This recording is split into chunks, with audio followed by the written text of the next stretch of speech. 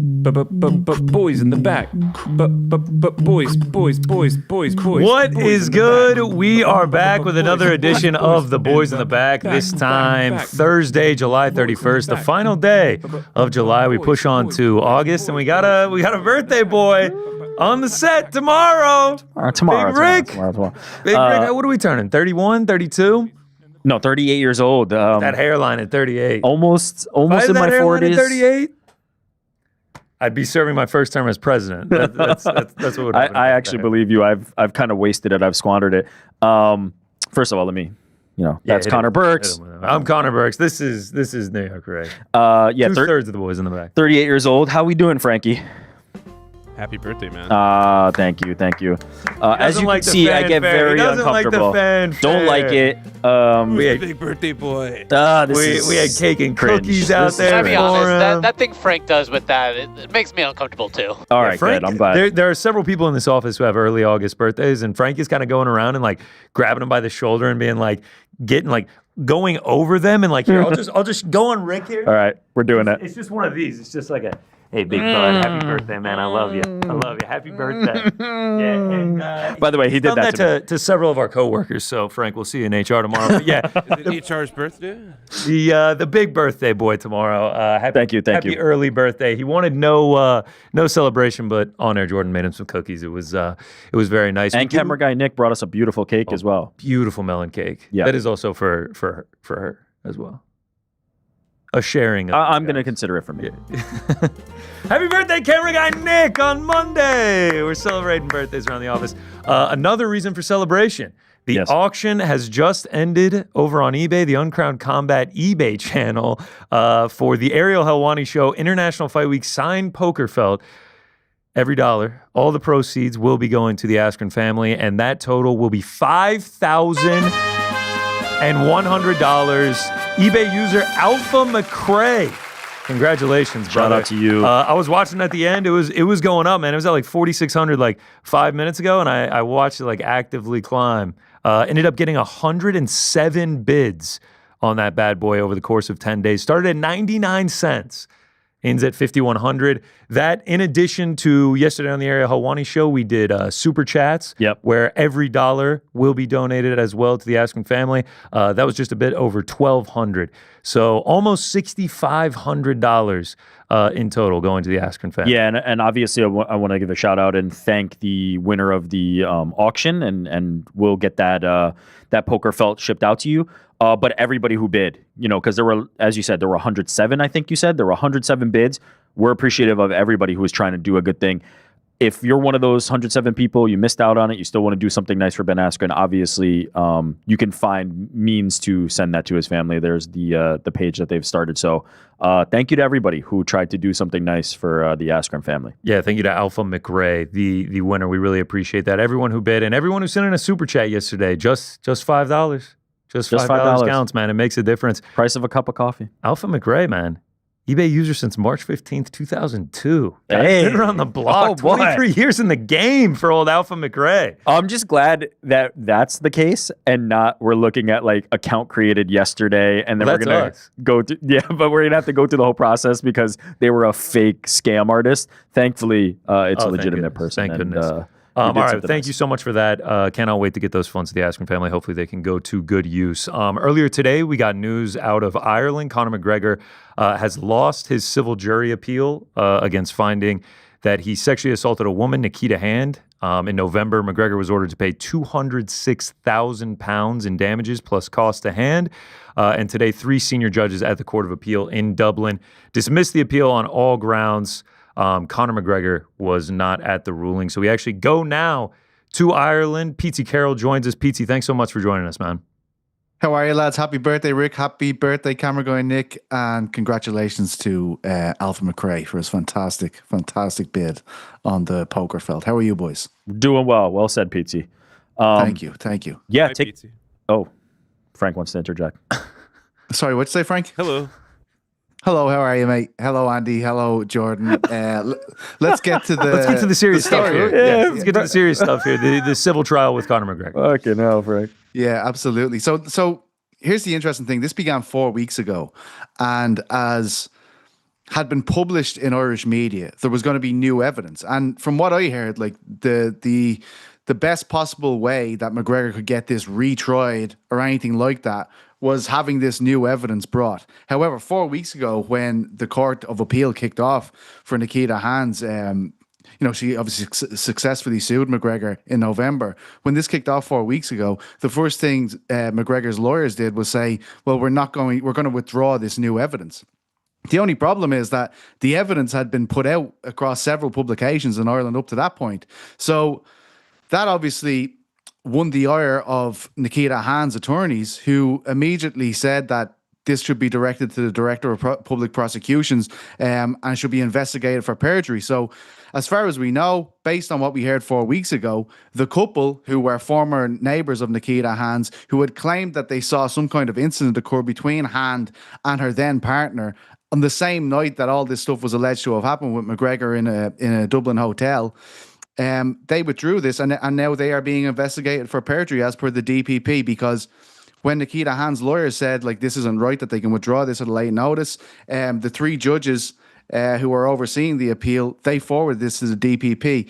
Unfortunately, we won't hear about this. We'll only hear if they get charged. That will be a headline. But as far as blow-by-blow accounts of the investigation, we will not hear anything about that. It is important to note that McGregor is not being investigated for perjury. It is the couple that came forward with this evidence. Without that evidence, without the new evidence that I say that was going to be put forward by this couple, basically, McGregor's team came in and they said they had an exception with the lawyer, the judge, who was Justice Alexander Owens.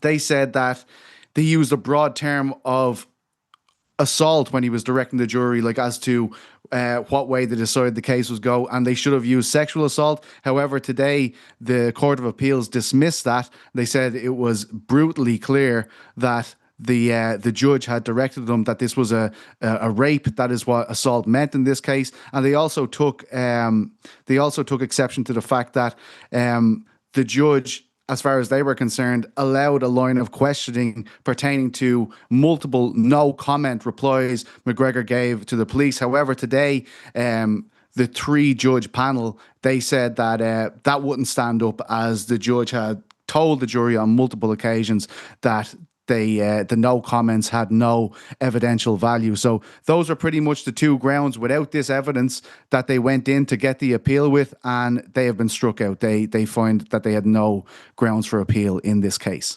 And so what does that mean in terms of the future of this case? Is this fully resolved? Is there anything still yet to be determined? You mentioned, obviously, the potential repercussions for the neighbors, but is there anything beyond that? Is there anything involving either Conor McGregor or Nikita Hand from here forward? I would say that Nikita Hand has a case for some litigation as to the quotes that came out from this couple. The couple, Samantha O'Reilly and Stephen Cummins, who were neighbours of Nikita Hand at the time, no longer are. It was put out in big publications. I'm talking like the biggest publications in Ireland, the Sunday World, the biggest tabloid on Sunday here, which still sells a lot of papers. They gave a blow-by-blow account of what O'Reilly saw. She claimed that from her window, as I said, she was a neighbour of Hand's, she could see Hand being pushed down. And although her view was obscured, she said the way that her then partner's body moved suggested that he had kicked her. Now, obviously, this only came to light after McGregor had lost the civil case. I believe O'Reilly had said that she came forward with this information because she saw the case on the TV and hadn't realized it was happening until that time. A lot of people take exception with that because it was probably the biggest story in Ireland last year. So that's all going to have to be looked into. I guess Nikita would have some grounds here, and as the quote that we're just seeing here, you can see that this has affected her greatly. Her legal team had kind of said, like, she's been dragged through this whole process again because of this information coming out. Like, obviously in November, I'd say she had hoped she saw like that was the end of it, but obviously with this information coming out, it had kind of brought her back into the public eye and brought a lot of people's opinions to the fore once again. And just want to be clear, you mentioned the Hand side of it. Anything for McGregor from here? as far as I know, he is not being investigated for perjury. He would have to be implicated, but to some degree, by that couple for him to come under that, to come under the microscope in that regard. He has been, so basically up until this point, he wouldn't have had to pay the legal costs for Hand and everything like that because the appeal process was taking place. But in order requiring McGregor to pay Hand's estimated 1.3 million legal costs was stayed pending the outcome of the appeal. The court today ordered that Hand should get her costs in the High Court and appeal court against McGregor. That's me reading from the article we put out on Uncrowned earlier. So as far as this whole case, it seems to be over. Anything else will be a separate litigation at this point. Understood. And one last question for you. What's the sense of the level of coverage of this from the Irish media? Like, obviously, I imagine the initial ruling by the courts was widely covered. Conor McGregor himself in attendance for this. He was not in attendance today. What is your sense of, like, what has been the perception of this, the coverage from the media? What is the general sense of how this is being handled from the Irish public and the media? Well, it's, as you guys go live here at 1 p.m. your time, at 6 p.m. here, the biggest news show of the day is shown at 6 p.m. here, 6-1 it's called, on RTE, the national broadcaster. That would have been the top bulletin on the news today. So it's, as far as, like, I was just speaking to my fiance Elaine on her way home, bulletins on the radio the whole way home. In terms of, like, WhatsApp groups I'm in, as soon as this decision came out, it was probably about 3 hours ago at this point, all the message groups just flooded with discourse about this case. Again, like McGregor, a hugely polarizing guy, but without a doubt, probably the most famous Irish person in the world at the moment. So anything he does, it's going to be talked about a lot. And obviously, we've talked about it before on the show. He is massively polarizing here. And this is just another notch in his belt in terms of the various controversies he's been involved in throughout his career. PT, thanks so much for joining us, man. Really sound reporting. You can read his article up right now on uncrowned.com. Thanks so much again, man. Thanks, lads. All the best. Have a great show. Yep. Thank you, PT. And watch The Crack tomorrow. I'm sure he'll get into it more there. Absolutely. On Friday afternoon. All right. We move to this weekend. We have a UFC card. We have a PFL card. We were going to go over those. We're going to do our bets and stuff and then bring in our in-studio guest. But, man, he flew all the way out here. So I figured, he likes the game. He likes MMA. We can bring him in to talk a little UFC. I like this pivot. Talking PFL. So we now get to introduce, for the first time ever, a person that isn't on the Uncrowned team and in-studio guest. We had Pizzi here, lovely fellow, but he's on the Uncrowned team. It kind of feels like that was free game. We get an actual real guest that we asked to come in and came in. So without further introduction, the Fury Pro Grappler, the Bare Knuckle Boxer, the Misfits boxing legend known for his war with Anderson Silva's son, the 1-0 undefeated karate combat fighter, the Twitter savant, the voice of combat broadcasting. You've seen him on DAZN. You've seen him on UFC Fight Pass. You see him on APFC, many, many more. And now, the newest threat on season 41 of MTV's The Challenge, Ben the Bane Davis. Oh, yeah. Brings his own chair in. Come on, baby. Come on. You got the black memo. You look We good. all color coordinated. My God. We matched. I had to come in, baby. Came Thank in you all guys. black, and you brought a Celsius with you. You gotta represent the best energy drink on the marketplace, baby. This tastes like liquid gold. Come on. What do we got there? Little playa vibes? We're going playa. We're going playa. It's summertime. Gotta keep the vibes, as bright as possible. So a little coconut. Playa, a beach for those that don't speak Spanish, like myself. Just wanted to get that one out there. All right, so let's start with the UFC card this weekend, gentlemen. UFC Apex 108, Tatsuro Taira was supposed to be fighting Amir Albazi. Now he gets Hyun Sung Park on 1 week's notice. And I did just want to float out this stat to you guys. There's obviously people, we have fights, so we should be happy. Tatsuro Taira, ranked 6th in the flyweight division, is the only ranked fighter on this card, other than Carol Hosa and Nora Cornoli, who are 10th and 12th respectively in the women's bantamweight division. That's a very shallow division. Doesn't take much to get a number next to your name at women's 135.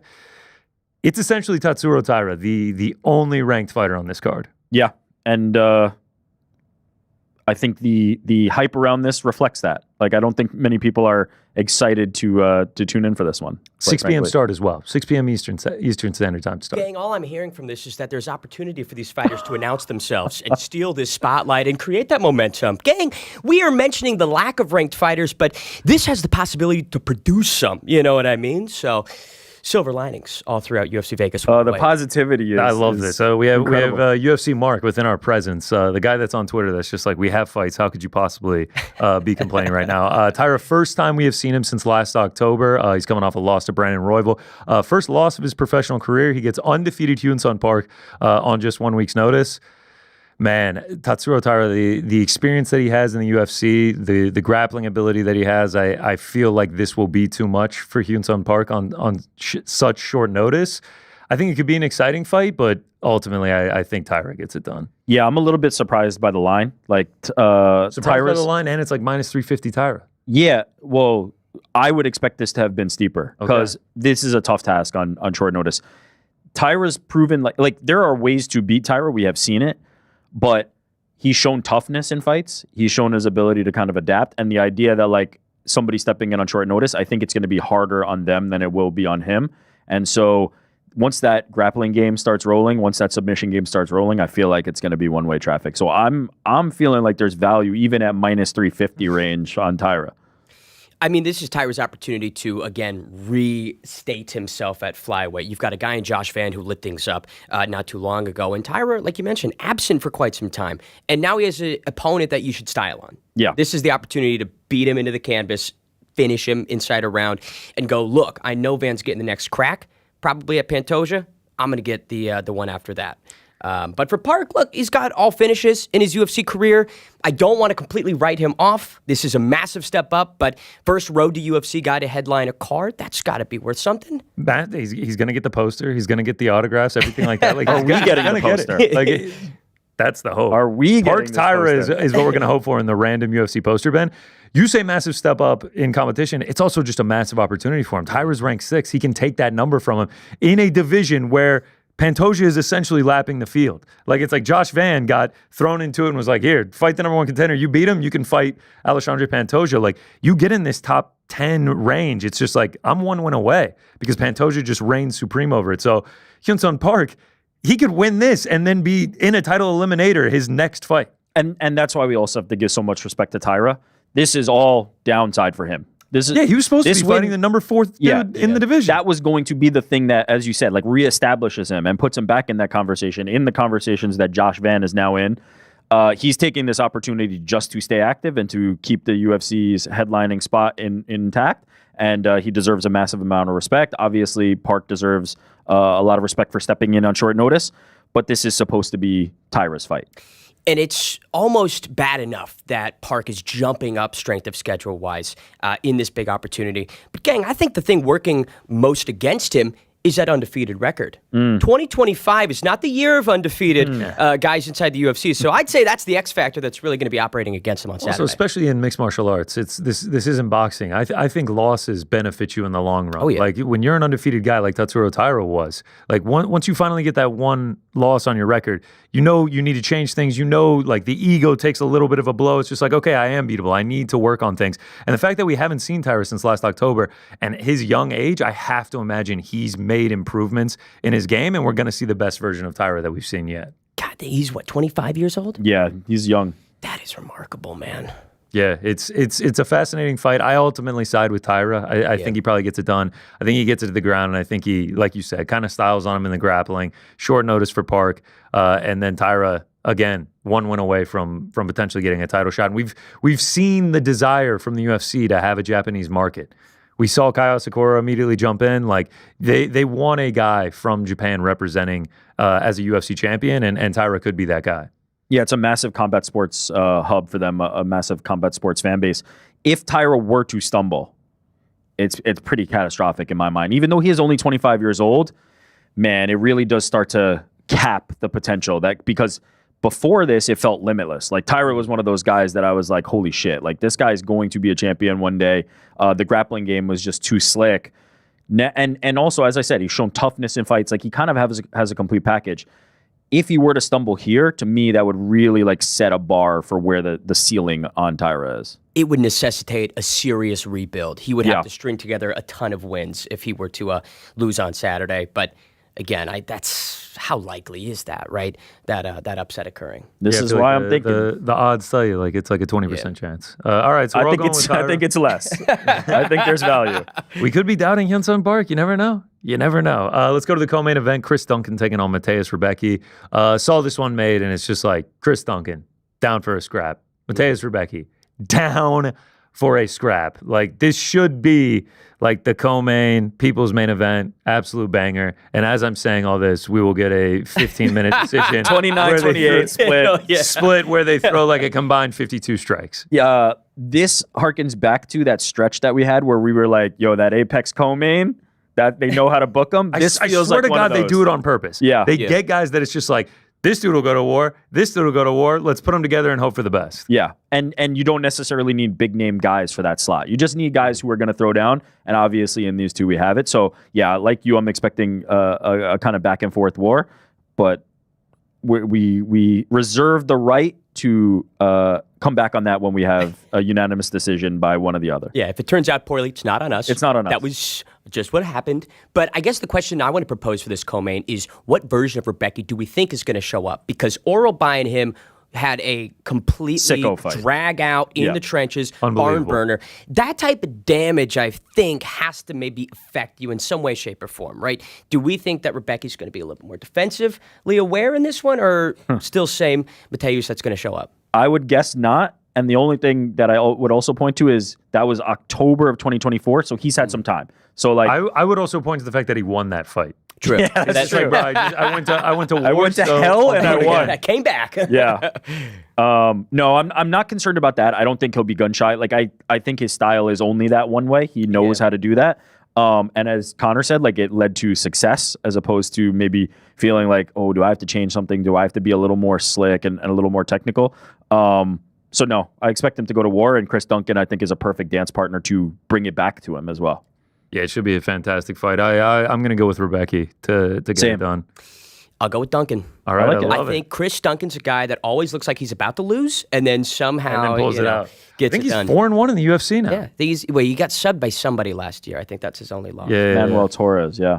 Yeah. We keep rolling. Esteban Rivovic's taking on Elves Brenner. Elves Brenner coming off Oral By fight, Joel Alvarez fight, and now he gets Esteban Rivovic. Like, it doesn't get much easier for this More dude. guys who like to go to war, yeah. Yeah, like, it's just like, yep, here you go, man. Like, good luck with this one. His manager's just like, yeah, you're gonna hit the murderer's row instantly. Yeah. Don't need a ranking. But he's one of those guys who's ready for it. You know, Yeah. that shoot a box like style, that shoot a box training. Like I like what we're potentially going to see here. Yeah, I mean, I think it's similar to the co-main event. It's one of those fights that has a very high possibility of being exciting and doesn't get these dudes ranked or anything, but gets them closer to the rankings and gets them into a more fan-friendly spotlight to where they become a name that people start to know.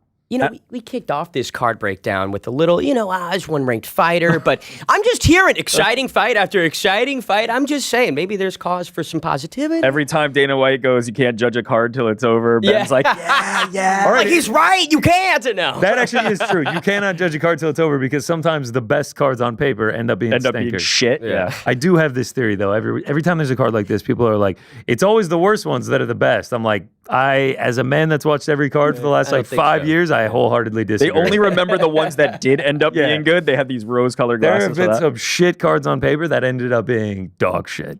If you're not reframing history, what are you doing? You know what I mean? If you're not recontextualizing to fit your narrative, then come on. With that being said, we go to the fourth fight down on the card, which we've selected you as you're going to be the man to break this one down. You came in foaming at the mouth. It was the first thing you said. Carol Hosa, Nora Connolly, the only top 15 matchup on this card taking place in the women's 135. Guys, when we think of stakes, this might have the highest, No, it's going to be an interesting fight. At women's bantamweight, I think that it's, like you mentioned, shallow, and so there is opportunity for a number 10 contender to take out someone and then really progress upwards with something impressive. Do I think that'll occur? I don't know, Over but 2.5 for this one is minus 575. that's crazy. That is absolutely crazy. Carol Hossa been on a win-loss since 2021 when she fought Betch Kohea. So the way things are trending, she's due for a win. She's due for a win. It's time. History is going to stick true. And she's taken on some tough names. She fought Norma Dumont, I believe, as well, and a couple Which other. looked great at 135. Right. So I think Carol Hossa, good opportunity. But like you said, minus 570 for the over. We're heading to the scorecards. Yeah, we're probably going to be heading to the scorecards in this one. I was about to say legends. Two veterans of the game. Neil Magny versus Elise Zaleski dos Santos.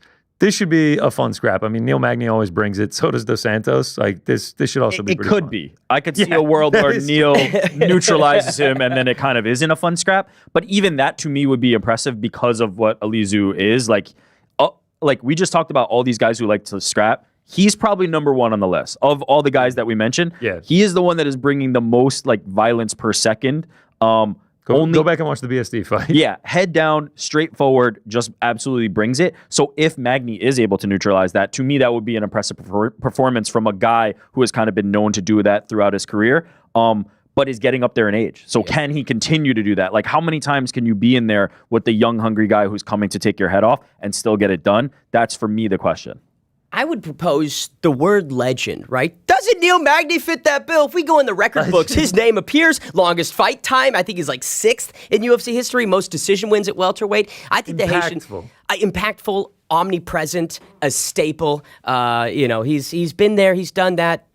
What more can you ask? Not only is he in the record books for that, he has the most wins at welterweight. I wanted to look this up and confirm this. 22 wins. George St. Pierre, considered by many the GOAT, and obviously the best welterweight. 19 wins at welterweight. So I guess legend. Call him a legend. Let's give him that status. He also Cowboys in the Hall of Fame. It doesn't matter, He went on an insane run from February of 2014 to May of 2015. Honestly, he continued all the way till August of 2016.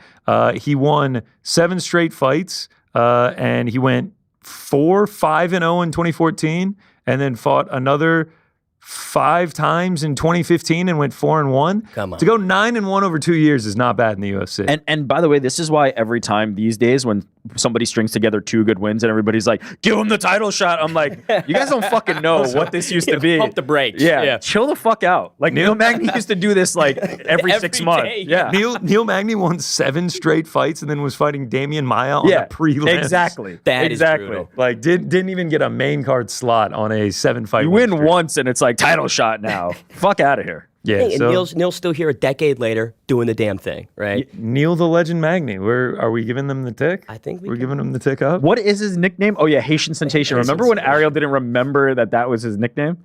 He was like swearing up and down that he just got it like last year, and it's been like 7 years. Oh yeah, no, I think it's his whole career. Danny Silva, Kevin Viejos. You're excited for this one? I like that because Kevin's a dude that went the distance with John Silva on the Contender Series, and given what Lord John Silva's done inside the UFC, it's pretty impressive to survive against him and have some moments. So Danny's good scrapper, but I think this is going to be a big showcase moment for Kevin, and he's amped about this opportunity. I like fighters that engage with the fans, that are active on social media. Kevin Vallejos, kid's got Twitter fingers. He is always operating on the keys, and I can respect that hustle online. So best of luck.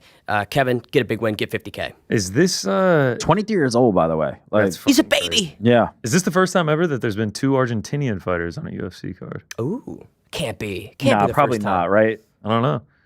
I feel like Ponzinibbio and somebody had Get to be on the card. Santiago Ponzinibbio on there. Who else? Eileen Perez. Yeah. Eileen Perez. I'm sure that's happened before, but probably rare.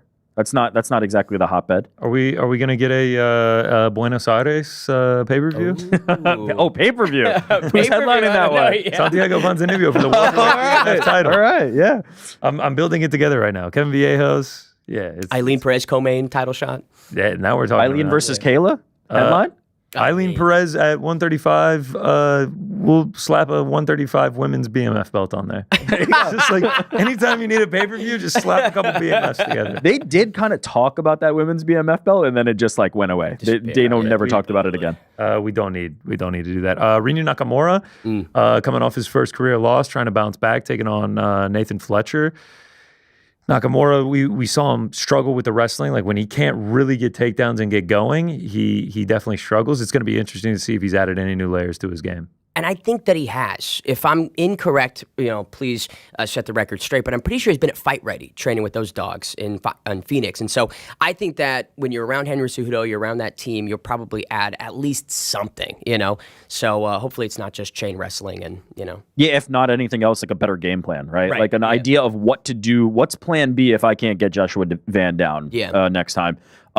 Also, that has aged better, right? Now that we've seen what Joshua Van has been. No, that's Ray. Ray Saruya. Yeah. Another Japanese wrestler.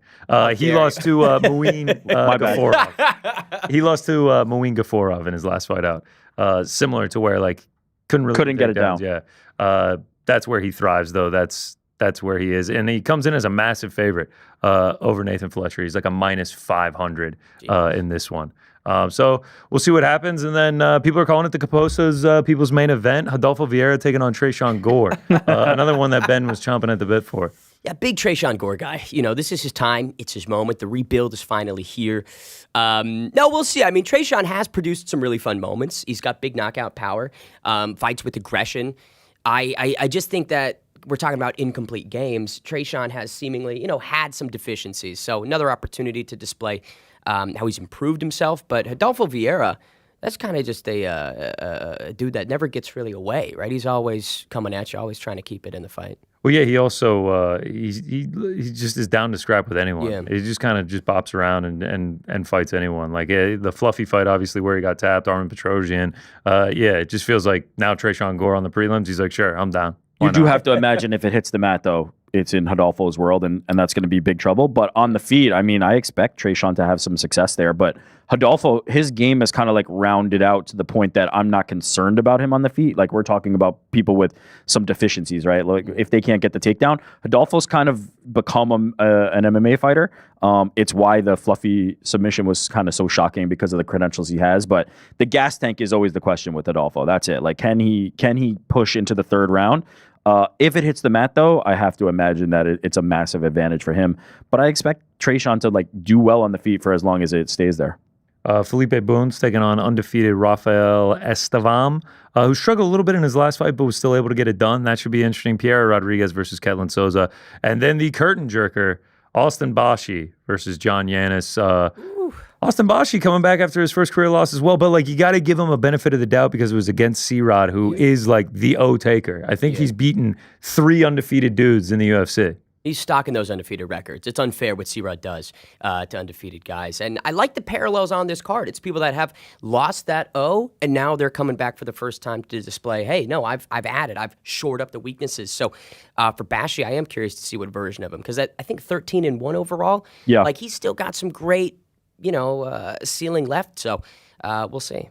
Yeah, I mean, there's a lot of opportunity for these guys. It's still a UFC fight, an opportunity. Maybe not a ton of people watching it, but an opportunity to get a dub on your record and move forward with. Also only 23, plenty of time. A lot of young dudes on this card. We were supposed to have Andre Lima versus Felipe Bunes. That one got canceled. We were supposed to have Amir Albazi Tatsuro Taira. That got canceled. Yeah. Azamat Bakoev, Torres Finney. That one got canceled. Francis Marshall versus Austin Bashi. That one got canceled. And then Azamat Bakoev, who just ended up not being on the card. Period. Was supposed to fight your boy Yusri Belgarui.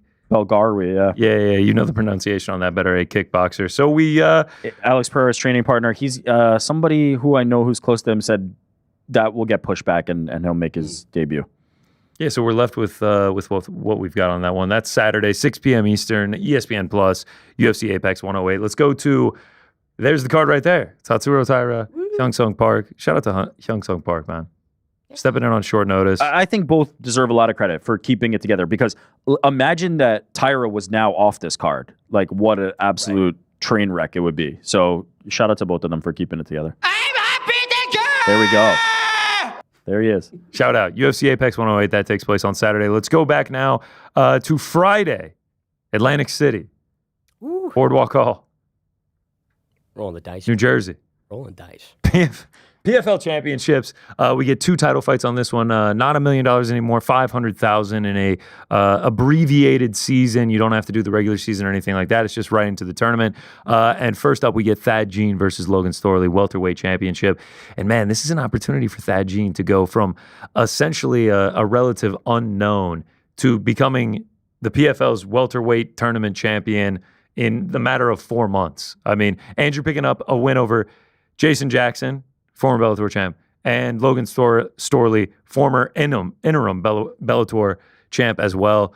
This would be massive for this kid. I mean, he's young, he's undefeated, he's got the look. We saw him here in studio a few weeks ago. He's got the gift of gab as well. Like, this is a very big opportunity for him. No, I'm excited. You know, when we talk about PFL stars, Dakota Ditcheva obviously comes to mind, but Thad Jean, I think, has the potential to be right there. It's a big test, though. I mean, Storley is a dude that just finds ways to win. It will grill you out, gut his way to the scorecards, and come out on top. So I am curious to see how Thad answers that problem, but I think he kind of did that against Phil Davis, right? Phil's another guy that's going to wrestle you, try and grapple you, and I felt Thad was very effective in that fight, knocking him down, being able to evade the takedown. So I don't know. I mean, I think ideal scenario here for PFL is Thad getting it done, but either way, that's a fun fight. Yeah, the field in this tournament was one littered with like Bellator PFL veterans, and if Thad Jean's able to emerge from this, I think it will have an effect similar to what Dakota did, where people are going, okay, that's at least somebody to keep an eye on. From there, then Dakota capitalized on that, right? Dakota was able to rack up more wins and make herself a bigger name and known and show that she could be at this level. I think it will be that kind of like moment for Thad if he's able to do it. As you said, star in the making, potentially, if he can get past this, because of the way he can talk, the way he looks, the way he fights. He has everything. He has the complete package. We had him in studio. He's very charismatic. He's able to kind of toe that line between being like confident, cocky, arrogant, but like backing it up. I think he has everything to be able to do it.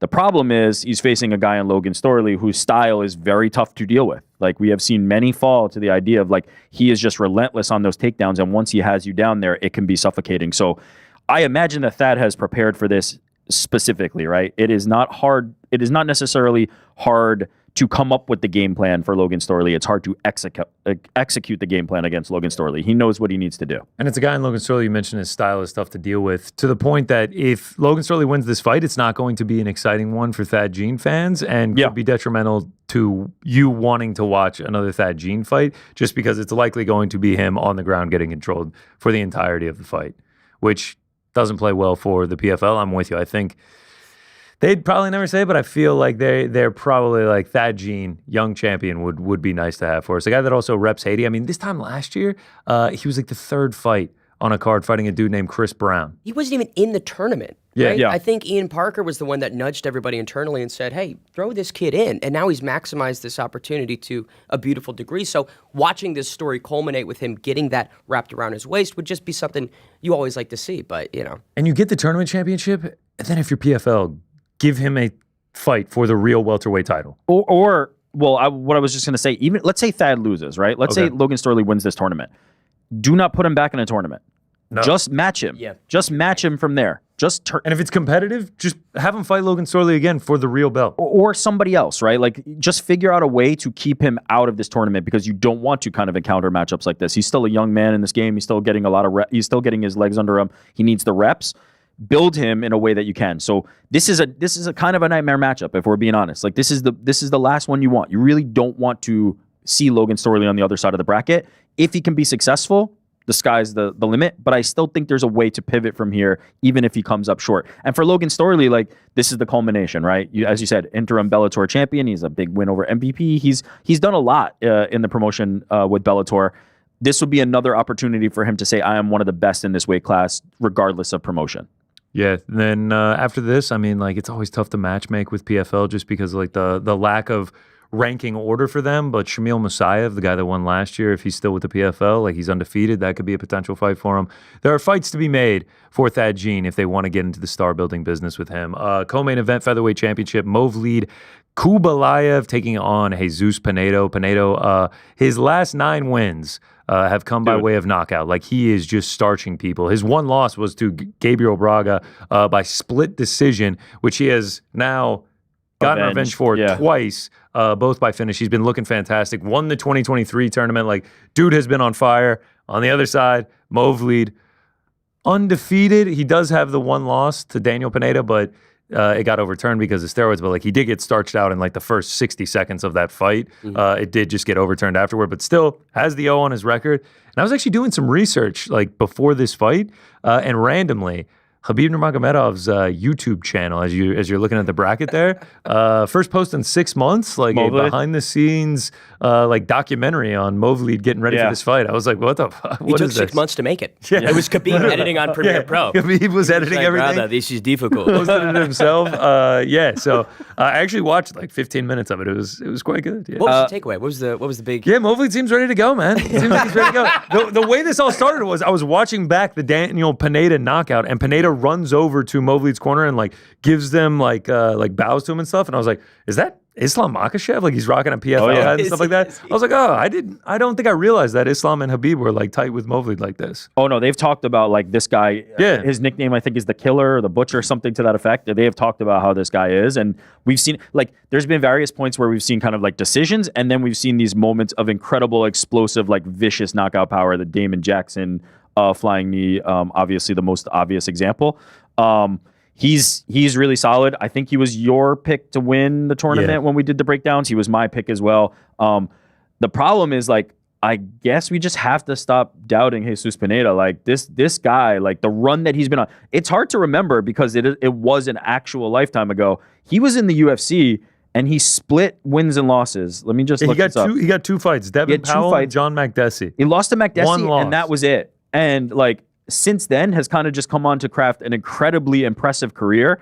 I've doubted him at every turn. I did not think he was going to win that tournament, and he ends up going on to do it. Incredibly impressive. Somebody that I've continued to doubt and has continued to prove me and probably many others wrong.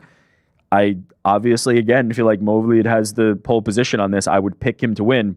But would I be shocked if Pineda is able to do it again? I'd be like, no. Pineda actually the favorite in this one. He's like a minus 150. When he came into he the deserves PFL, it, by the way. Yeah, I mean, what dude, he's when done you're starting recently. literally everyone that you fight. When he came into the PFL in 2023, loses that split decision to Braga, and then he goes, Brendan Loughnane, first round knockout as a plus Obviously 375 would have been a dog, yeah. Huge plus dog. 375. Bubba Jenkins, plus 300 dog, knockout Yeah. in the second round.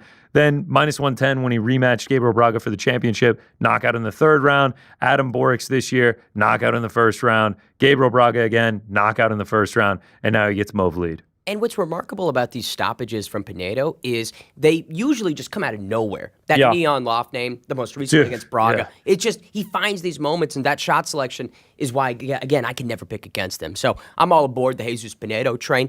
No offense to Movlid, but I think Pineda's going to notch another stoppage, get that tournament back. And, he's another name that I think the PFL should absolutely strap a rocket to and promote to the moon. Was Reps just thinking Peru? the same thing. Yeah, like Reps Peru, which is like a country that is not known for great mixed martial artists. Now, like, he's got $1 million check from the 2023 tournament. If he wins here, he gets another $500K. Like, Do you really PFL Machu Picchu. That's what I'm saying. Now we're talking. Let's All set right. it up right in the ruins. UFC, we'll do it on the same weekend. UFC 331 from Buenos Aires, headlined by Santiago Ponzinibbio, Daniel Rodriguez for the BMF belt at 170, and then PFL Machu Picchu, headlined by Jesus Pineda. But by the way, this goes both ways for me. Like, if Movlid wins, you've got a guy who's an undefeated Dagestani with Khabib, and it's like you can build on this regardless. He might be a guy that I then also like separate from the tournament, right? I'm just like this is one of our guys that we're putting on in showcase fights from now on. It inevitably kind of becomes hard to then sustain a tournament if you're taking out names that even like Movlid Habulaev is like moving on to non-tournament fights, but I don't know. Maybe the tournament just becomes the Contender Series style, like building up. It'd be funny just to take everybody out of the tournament. Well, I was gonna say, like, what if Many have advocated. What if we just took away the tournament? The tournament complete. Yeah, and we just made the best fights. Yeah. I'm sure And we'll we help. built up like a ranking system, and then we started building great cards. And I don't think that would work. Ben, we have a segment here where we take voicemails, and Don Davis is a regular caller, so I'm sure we will hear from him later in the show. Don Davis is a big fan. Oh, and this is fight week. Yeah. he will likely be checking in. He'll be hyping up this card. All right, so that's UFC. That's PFL. We're getting fights this weekend. That's the statement. We're getting fights. Come on. Fights are happening this weekend. You can't be mad. Fights are at happening what's this weekend, going and on. because fights are happening, we got to do some bets. Let's run through them real quickly. We'll recap last weekend. It was a bloodbath, boys. It was a bloodbath. Great weekend at UFC 318. Came right back down to earth. A lot of red on there. Yeah, down 10 units. 10 units, people. Look at that. Put it right there.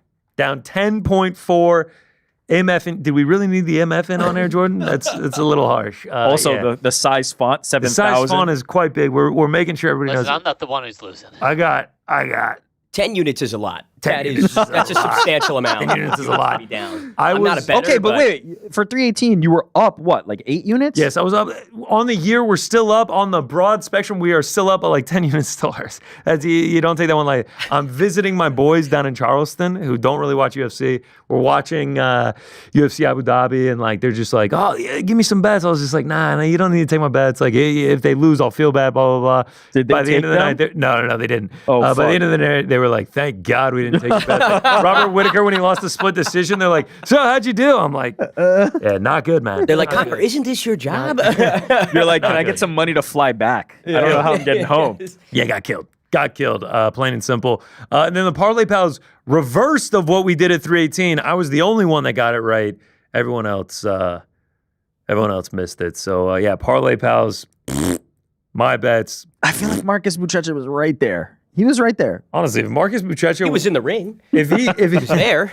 if he had submitted Budai, we're not down 10 units. I can tell you that much. Oh, you had we're a doing lot much of better. I had a lot of parlays that like missed by one leg. And it was Buchecha. Like I needed the Ricci fight to start the third round. Ugh. That one ended quickly. Like there were several close calls, but all those add up to me losing 10.4 units. It was bloodbath. Bloodbath was. I think that was the second worst night of my betting career. First is Amir Albazi, Kai Kara France, June of 2023, lost like 11.7. Absolute bloodbath. We'll get Also him back this ended in a split decision loss.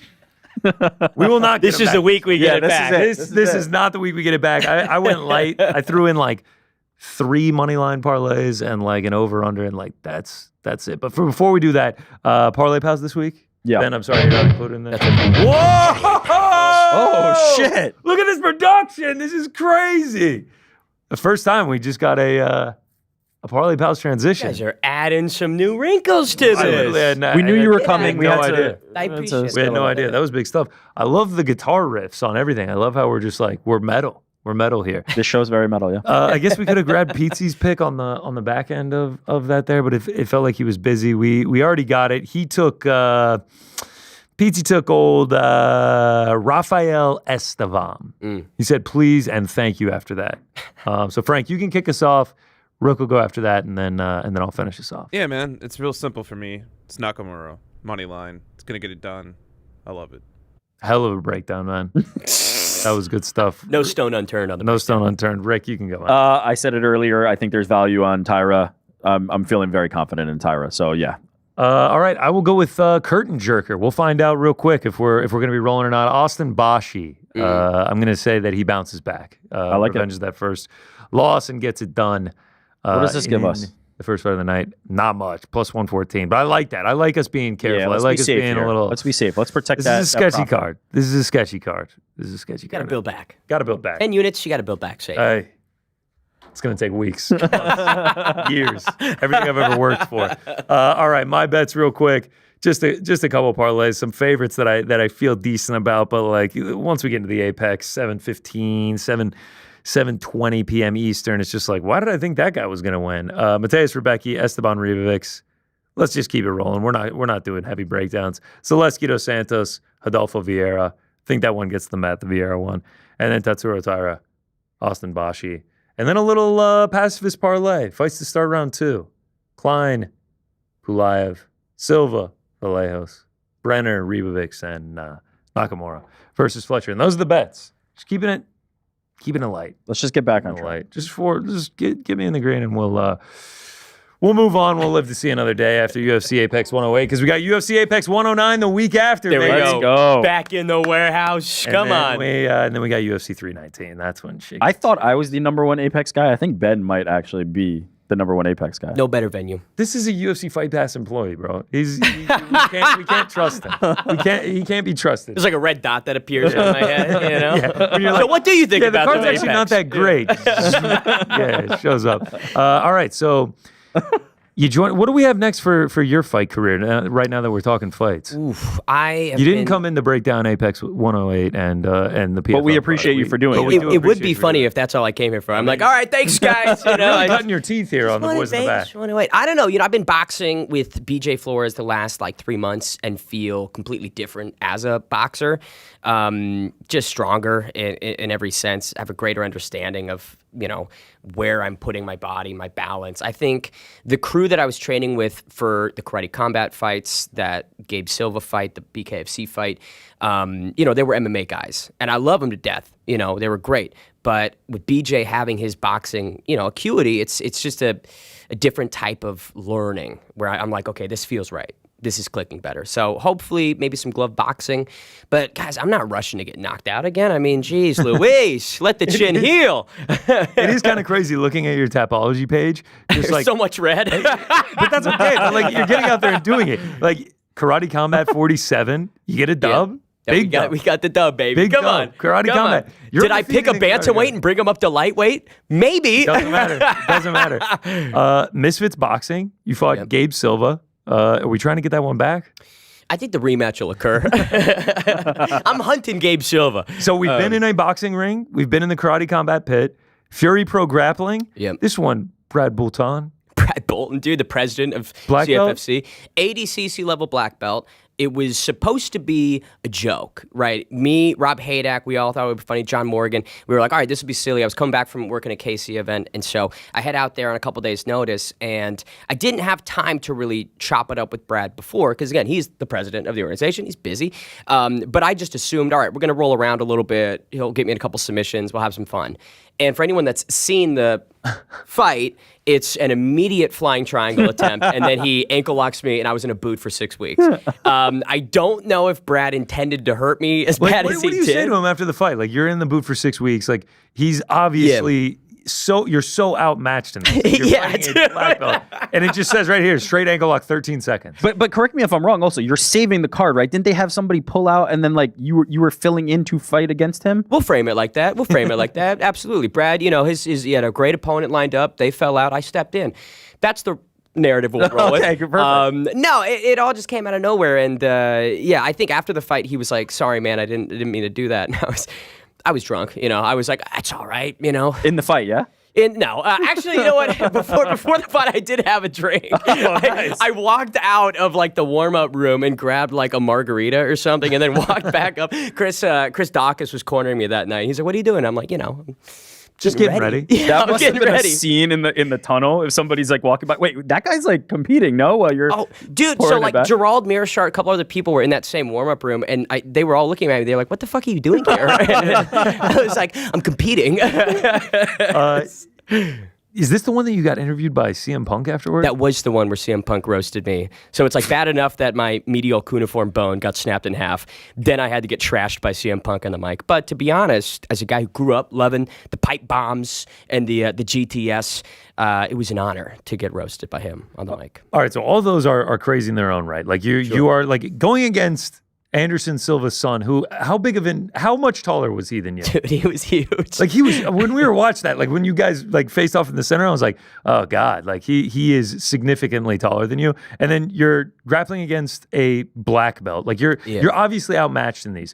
But to me, the most credit I have to give to you is the BKFC one over in Spain. Like going against Oscar Willis in a bare knuckle boxing match. I was like, this kid is actually fucking He's crazy. insane. I cannot believe he's a lunatic. I cannot believe that you did this. You actually called me afterward. I don't know if you remember doing this or not. Like the next day you texted me and like you didn't remember it. Like I think you were just like on the high of everything going on. And like you told me like how crazy it was and like how like insane it was, and I can't give you enough props for doing that. I appreciate that, man. I definitely was very concussed after that fight, and I don't didn't remember want to say it. much I'm of glad the that you said it. I evening. didn't want to be like you were concussed as fuck, Dude, I got really fucked up in that fight. I didn't think it was gonna go that poorly, but it was great, man. Like so many people have asked why I did that, but it was a really cool experience. I had a good training camp, 6 weeks. I felt really good, and you know, it's just about checking boxes. Like I'm somebody that's always favor the opportunity and trying to maximize as much as I can. And it's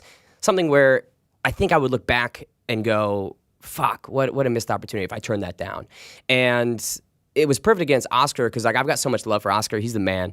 And I was like, if I'm going to do something as stupid as bare knuckle boxing, it better be against someone that, I've got a lot of love for and we can have, some drinks afterwards. And I will say this, I did break his hand. And so technically the person who got the most injured was Oscar. So we might be able to reframe this to a Ben Davis TKO victory because I was fresh as a daisy the next day. But yeah. Well, I mean, he our guy right here, New York Rick, they're like best friends with Oscar Willis. So like we were watching the fight, I was like, you know what? I hope neither guy gets hurt. I hope they both have fun out there. I hope it's a great scrap. Rick here is like, come on, Oscar. He's like, knock him out, knock him out. No, I'm just kidding. We were on FaceTime together, and I was just like, he didn't actually. Do kill him. Yeah. We're joking about the record and things like that. I just want to ask a serious question for a second. Yeah. Heading into these fights, you are taking it seriously, right? You are training as if this is life and death. I want to win this fight. I want to give it my absolute best. It is not just a promotional vehicle or something like that, right? No, not at all. Like I take these seriously. Yeah. When I do train and I am in the gym, 2 times a day, envisioning myself getting my hand raised. I did, like it was obviously, I knew the odds with Gabe, but there was that small fraction of me that was like, maybe what if I land something, guys? I did get one good body shot on him. So yeah, I think I always try my best and position myself for success, but I understand that the greater thing here is the marketing and it's the promoting of it and it's building it up. Like the result is important, but it's not everything. I mean, I'm not a fighter. I'm not somebody that's trying to make it to the UFC or become a prize fighter. So for me, the biggest thing I care more about is, hey, was it entertaining? Did we do a good job building it up? Were people invested? Great. That's what matters. Do I win? Do I lose? Yeah, sure, it happens. But there's something to be said for that because all 4 of these events, I don't think I'm watching any of them if you're not on the card. And the proof is in the pudding because I don't think many people in your position would get that call. Or if somebody loses, they're probably not getting that call, whereas you are getting that call consistently from these promotions because they know what you bring. They know you're going to bring the attention, you're going to promote it properly. And as you said, you're going to take it seriously even if you are long on the odds, right? Even if you know that you're outmatched, you are going to take it as seriously as you possibly can. Also, you say you're not a fighter and everything like that. But I'm looking at a Tapology page right here, and I'm looking at 4 different principles of mixed martial arts that you've gotten into here. It looks to me like you're a fighter because there is, win or lose, there is a respect factor gained from this. Like, it's like you had the balls to make the walk, to get out there and do it. Like, people have to respect that about you. I would hope so, man. I mean, I get a lot of shit, sometimes deservedly so, right? Yeah, but a lot of people that would never do this. Yeah, and I think what I hope speaks most is lost the first one. Right, to Brad, could have stopped there. Came back, lost the first one and ended up in a boot. Came back, so so I do have a level of resilience where it's like, okay, I'm not going to let something stop me, a setback. But I don't know, I've got too much respect and admiration for the people in combat sports that are training every single day, and this is their goal, and this is their lives. And so for me to compare myself on that same playing field, I feel would not do justice to them. I'm somebody who believes that, look, if you cut hair a couple times, does that make you a barber? No. I've fought a couple times. I don't think I'm a fighter. I'm much more of a broadcaster. I'm much more of someone that's interested in entertainment and that side of things. But, I'll continue to fight. I'll continue to compete if the opportunities are right and everything makes sense. Dollars make sense, baby, then the Bane gets back on board. But, at the moment, again, I'm not really rushing to get back in it. When it comes to broadcasting, man, we've seen you a lot now on APFC. We've seen you doing some voiceover work for APFC commercials. I was like, I think I recognize this voice. We see you doing the Zone, Misfits card. We see you in the ring with KSI. What is the ultimate goal for you with broadcasting? I don't know if I can really put one specific promotion or one specific box. It obviously be great to do UFC play-by-play one day. It'd be great to get the call up to do some of these bigger boxing events. But the longer I've been in this industry the last couple of years, I've just learned that it's so challenging, right, to get into those rooms and be in those conversations. And so it's like, I don't want to set myself up for failure. I just want to be the best broadcaster I can be, which is what's led me to do sumo wrestling play-by-play and pro bowling play-by-play all of last year. So, I'm someone that's trying to just do my absolute best, and if the opportunities come along that I want and that I hope one day I can get, then I'll be there and I'll say yes. All right, your next, latest, newest endeavor. I feel like this is where I should just walk out now. Season 41 of The Challenge on MTV. You're no longer needed. Literally. See you later. Once again, I am now watching something Only because you are doing it? Rick loves the challenge. He's watched all 40 seasons prior to this. I would have been Absolutely watching loves no it. matter what. He would but have been this has watching no given matter me what. much enhanced pleasure. Now I am into it. Now I watched episode 0, all the intros, and then I watched last night's episode live on MTV. I sat through all the commercial breaks. I was there, baby. I was in the trenches. It was incredible stuff. How did this come to fruition? The spark notes on it was, funnily enough, in Fight Circus. So we all love Fight Circus. Yeah. And I was, I forgot that that's on your resume. that's, as well. the Indian leg wrestling in September of last year, or 2023. But no, March of last year, I was doing a show with Fight Circus, and they brought in a producer director that had done so much great work in Hollywood and in the reality TV world. And we hit it off. I had a really good time working with him. I felt we had a good connection. And a couple weeks after the show, I was just on the phone with him, and I sort of asked just offhandedly, hey, how do people get involved in this world? Like, what is the casting process like? Like, what can you do to stand out? And When you say this world, by the way, are you talking like reality competition broadly, or are you talking about this show specifically? Like, what was the conversation that you were having on that? broadly. Okay. Broadly, yeah, because like I was just throwing softballs trying to get a better understanding of the industry, and he just sort of directly was like, well, which one would you want to be on? And this is where the whole Houdini trick of me and the challenge comes to fruition. I don't really watch reality TV. I was never the biggest reality TV fan per se, but I'd seen season 24 of The Challenge, which is Rivals 2. It's a great season. And so when I was talking to him, I was like, I love The Challenge. And, Incredible. and he was like, no way. The casting director worked with me for a decade on a show that he was doing. And so he was like, let me just check and see where their casting process is for the next season. And that was March. In mid-December, I get a call. Hey, you're on season 41. You ship out February. Wait. Time out. So from single conversation to you're casted? Yep. There was no audition Oh process? no, there was. I had to go through the whole audition. I had to send in a tape. There was physical evals, psych evals, all the medical testing that we needed to do. Wow, that show has psych evals. Yeah, I'm yeah, surprised. How long of a process is that? It genuinely was like every so often from March to mid-December. Okay. And it was just a weird thing that I had going on in the background because last year, it was a busy year, and every 5 or 6 weeks I get an update and they'd be like, all right, hey, we need this from you. Hey, check this email, you need to fill this out. And part of me didn't really believe that I was going to actually get cast on it. Was it guaranteed? When you were going through all these things, was it guaranteed that you were already on the show and you just needed to check these boxes? Or was there still like a process that needed to be filtered out where you might not still be on? Dude, I thought I was going to get bounced every time I heard from them. Okay. You know what I mean? I thought every phone call or every email was, hey, we've decided to go in a different direction. Someone established in reality TV or someone from a different show. Because when you think about the challenge, it is quite rare to have someone go on with no background in reality TV. Yeah. That's kind of the whole shtick is they pluck from Love Island, pluck from Survivor. Didn't know that until last night. I'm watching it. They're like, oh yeah, I won Survivor. I'm just like, oh shit. You've seen the lower thirds, like everyone's from a fucking show, and then you've got Ben. But even more rare, and this is why I'm so like happy that this little serendipitous thing happened, is that show in particular doesn't always do this like mass casting. Like even if they start plucking people, it's like 2 or 3 people per season, but it's usually the regulars. Yeah. And so this season they're doing like what previously would have been called like fresh meat. Now they're bringing in this whole crop of new people, and you happen to be talking to this producer at the time that they're doing this. It could not have been better. Insane butterfly effect. Yeah. No, it's ridiculous, and I attribute so much luck to it. I can never be like, yeah, I forced this all. It's just luck. It's just right place, right time, and again, trying to maximize it. And like I said, literally until mid-December, I was thinking, yeah, they're not gonna let me on. You know. So you said you watched season 24. That was like your I Love the Challenge. So when you saw CT won that season, when you saw him in person, were you starstruck? Were you like, oh my god, there he is? There was something surreal about being locked in a house with 16 of these motherfuckers. Because I did go back, like after I had that conversation. Oh yeah, there you are. Here's Evan Rogan. You are with Rogan. There's me getting told, hey, you're on the chopping block immediately.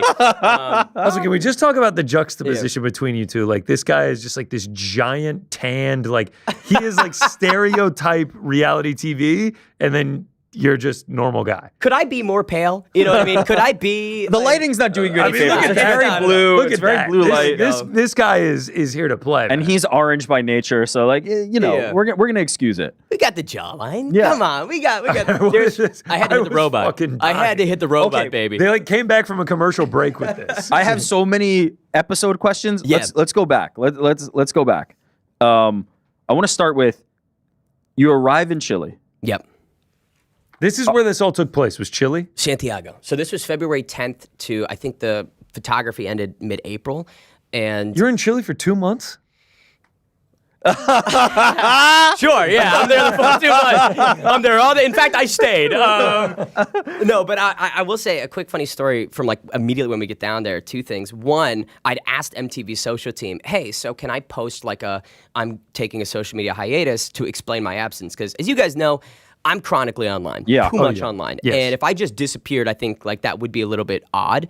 But I completely botched this social media hiatus post because and I think we spoke about it. The video that I posted makes it seem like I'm going through something. You know what I mean? That's what I thought. I literally said, hopefully I'll see you guys soon, as if I'm not coming. You know what I mean? Like I look back at that, I was like, oh my fucking God. And so everyone's texting me like, hey, if you need to talk to somebody. I texted you. I was like, hey, man, I hope you're all good, dude. Like, I saw you think, because like you say, you are chronically online. Yeah. I sometimes feel like I tweet a lot, and then I look at you, and I'm just like, this guy puts up 50x what I put up. It's like, too much, every man. time I get on, you have a new tweet. So the fact that you were stepping away, I was like, this guy's in some serious shit. We're gonna lose Bane. I know, yeah. He's done. going to be institutionalized, man. He's out. Just gonna take a step away, guys. I'll be back soon. Thanks for all your support during this really hard time for me. Just like, wait, what? It'll be great if I hopefully return. No, Yeah. and I sprinkled. I was like, I've got some challenges I'm going through, so I tried to okay. and so some astute challenge fans that when the casting was leaked, they did go back and they were like, oh, he said the thing. You know, You were trying to very do that, nice. but instead you were like, I'm dealing with a really lot of difficult challenges. I'm right having now. a very big mental episode. I'm having a really big challenge. And Nice so- to look at the camera. But so we get down there to Yeah. Santiago, and I don't know any of these new threats. I hadn't seen any of their shows, but then Jake Cornish, of all fucking people, walks up to the baggage claim. And if you remember Jake, he fought on X Series 17 in Dublin. I commentated his fight. He was in our cruiserweight tournament over at Misfits. And I was shocked. I was like, what the fuck are you doing here, dude? And he was like, what are you doing here? Can't do a Jake Cornish. That's pretty good. accent. He Yeah. fights on Misfits, and that's the Jake that's In the on the ch- yeah. challenge right now. Yeah. I didn't know. Wow, incredible. And yeah, I don't think casting was not aware that we knew each other either, because we were with the casting director, and she was like, "You guys know each other?" And I was like, "Oh, Yeah. maybe we don't." No, I mean, to be fair, presentationally, you come in as like, I'm commentator, I'm personality, and he's like, yeah, I'm a boxer. Like in his and they in that show his little Misfits interview. fight, like in his Yeah. thing. It's the shots from Misfits, which I think was funny. But no, it was those first couple days were a blur because we're in a hotel locked for like 72 hours, no phones, no anything. What happens in that period? I've heard about this hotel stay. Sure. What happens in that period? So you're sequestered, and like they want to do the cast photos, they want to do the meetings with like legal and all the people that are attached to the challenge. But a lot of it was just like sitting in the hotel room. And what I decided to do was, because, you know, you're gonna give me 3 days, I gotta work out. So I pulled the mini fridge and I put it like in front of my bed, and I start doing step-ups on it. You know what I mean? I start doing push-ups on the mini fridge to stay in shape. And then I get in the house, and everyone's a fucking Marine or an Army serviceman. And I was like, well, those step-ups weren't really that important, were they? No, Rogan was probably doing that too. Rogan was probably doing that in the room. He could have been doing steroids in the room. Who knows? Are you able to interact with anybody during that period, or they have you guys like you are not allowed to cross paths, see anybody? They don't. So with the new threats, they were a little stricter. They didn't let us like roam around. Apparently, the vets who were a floor up were like meandering, socializing, having little kumbayas. And so when I heard about that, I was like, why were we so locked down? You know. But maybe, I mean, and this might come out in a couple weeks. Maybe there was some communication between some of the new threats interesting. inside the hotel. Maybe there were some phones that you could call the person in the room next to you. Maybe that occurred. I don't know. I can't say. Did you have to sign an NDA? Well, so I did. Did you have to sign an NDA about your NDA? This show, like for context, notoriously like tight-lipped, like to the point that he's Yes. making about like having to put out that social media post, or that's not like normal. Wow. They just disappear. These people just disappear for months, and then if you're Johnny Bananas, they assume like, okay, he's obviously on a show. So people start to like figure this stuff out. But like he's talking about UFC with the red dot, like. Una Murray's gonna There's have a bigger red red dot. On your head. Yeah, there is like a bazooka aimed at me with this one. So I'll put you know. Okay. Episode 0. How far from hotel stay to episode 0 that we saw where you guys are doing that hill climb or mountain? That's probably more We'll give accurate. it mountain. Dude, They make it seemed so much shorter in episode 0. Like, I think 9 minutes into the runtime, Jeremy had already finished it. Dude, I was on that fucking mountain for 4.5 hours. Holy shit. It was diabolical. Like, we went from the hotel right to that. So we didn't even go to the house. Like, there wasn't any acclimation process. So when you guys showed up at the house, that was the first time you guys went? That was the everyone's first like, time. yeah, it's lovely. Like, that's the first time. That was the first time. Because, like, and like, the 6 end of hours from when you started the mountain, then you get to the house, and that's the first time. Literally, and I'm like, disgusting, just ran for hours and hours. But what was funny about it, and so many people made fun of Naya for wearing jeans. Yeah, that was a rough decision. It was, and it was because the prompt that they'd sort of given us was where would you would wear on a short flight?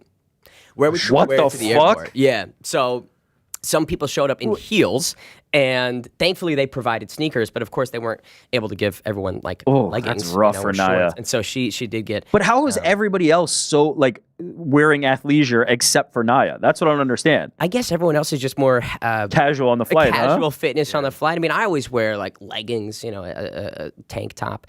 So when TJ was like, "Yeah, you're running up the mountain behind me," I was like, "Oh, perfect."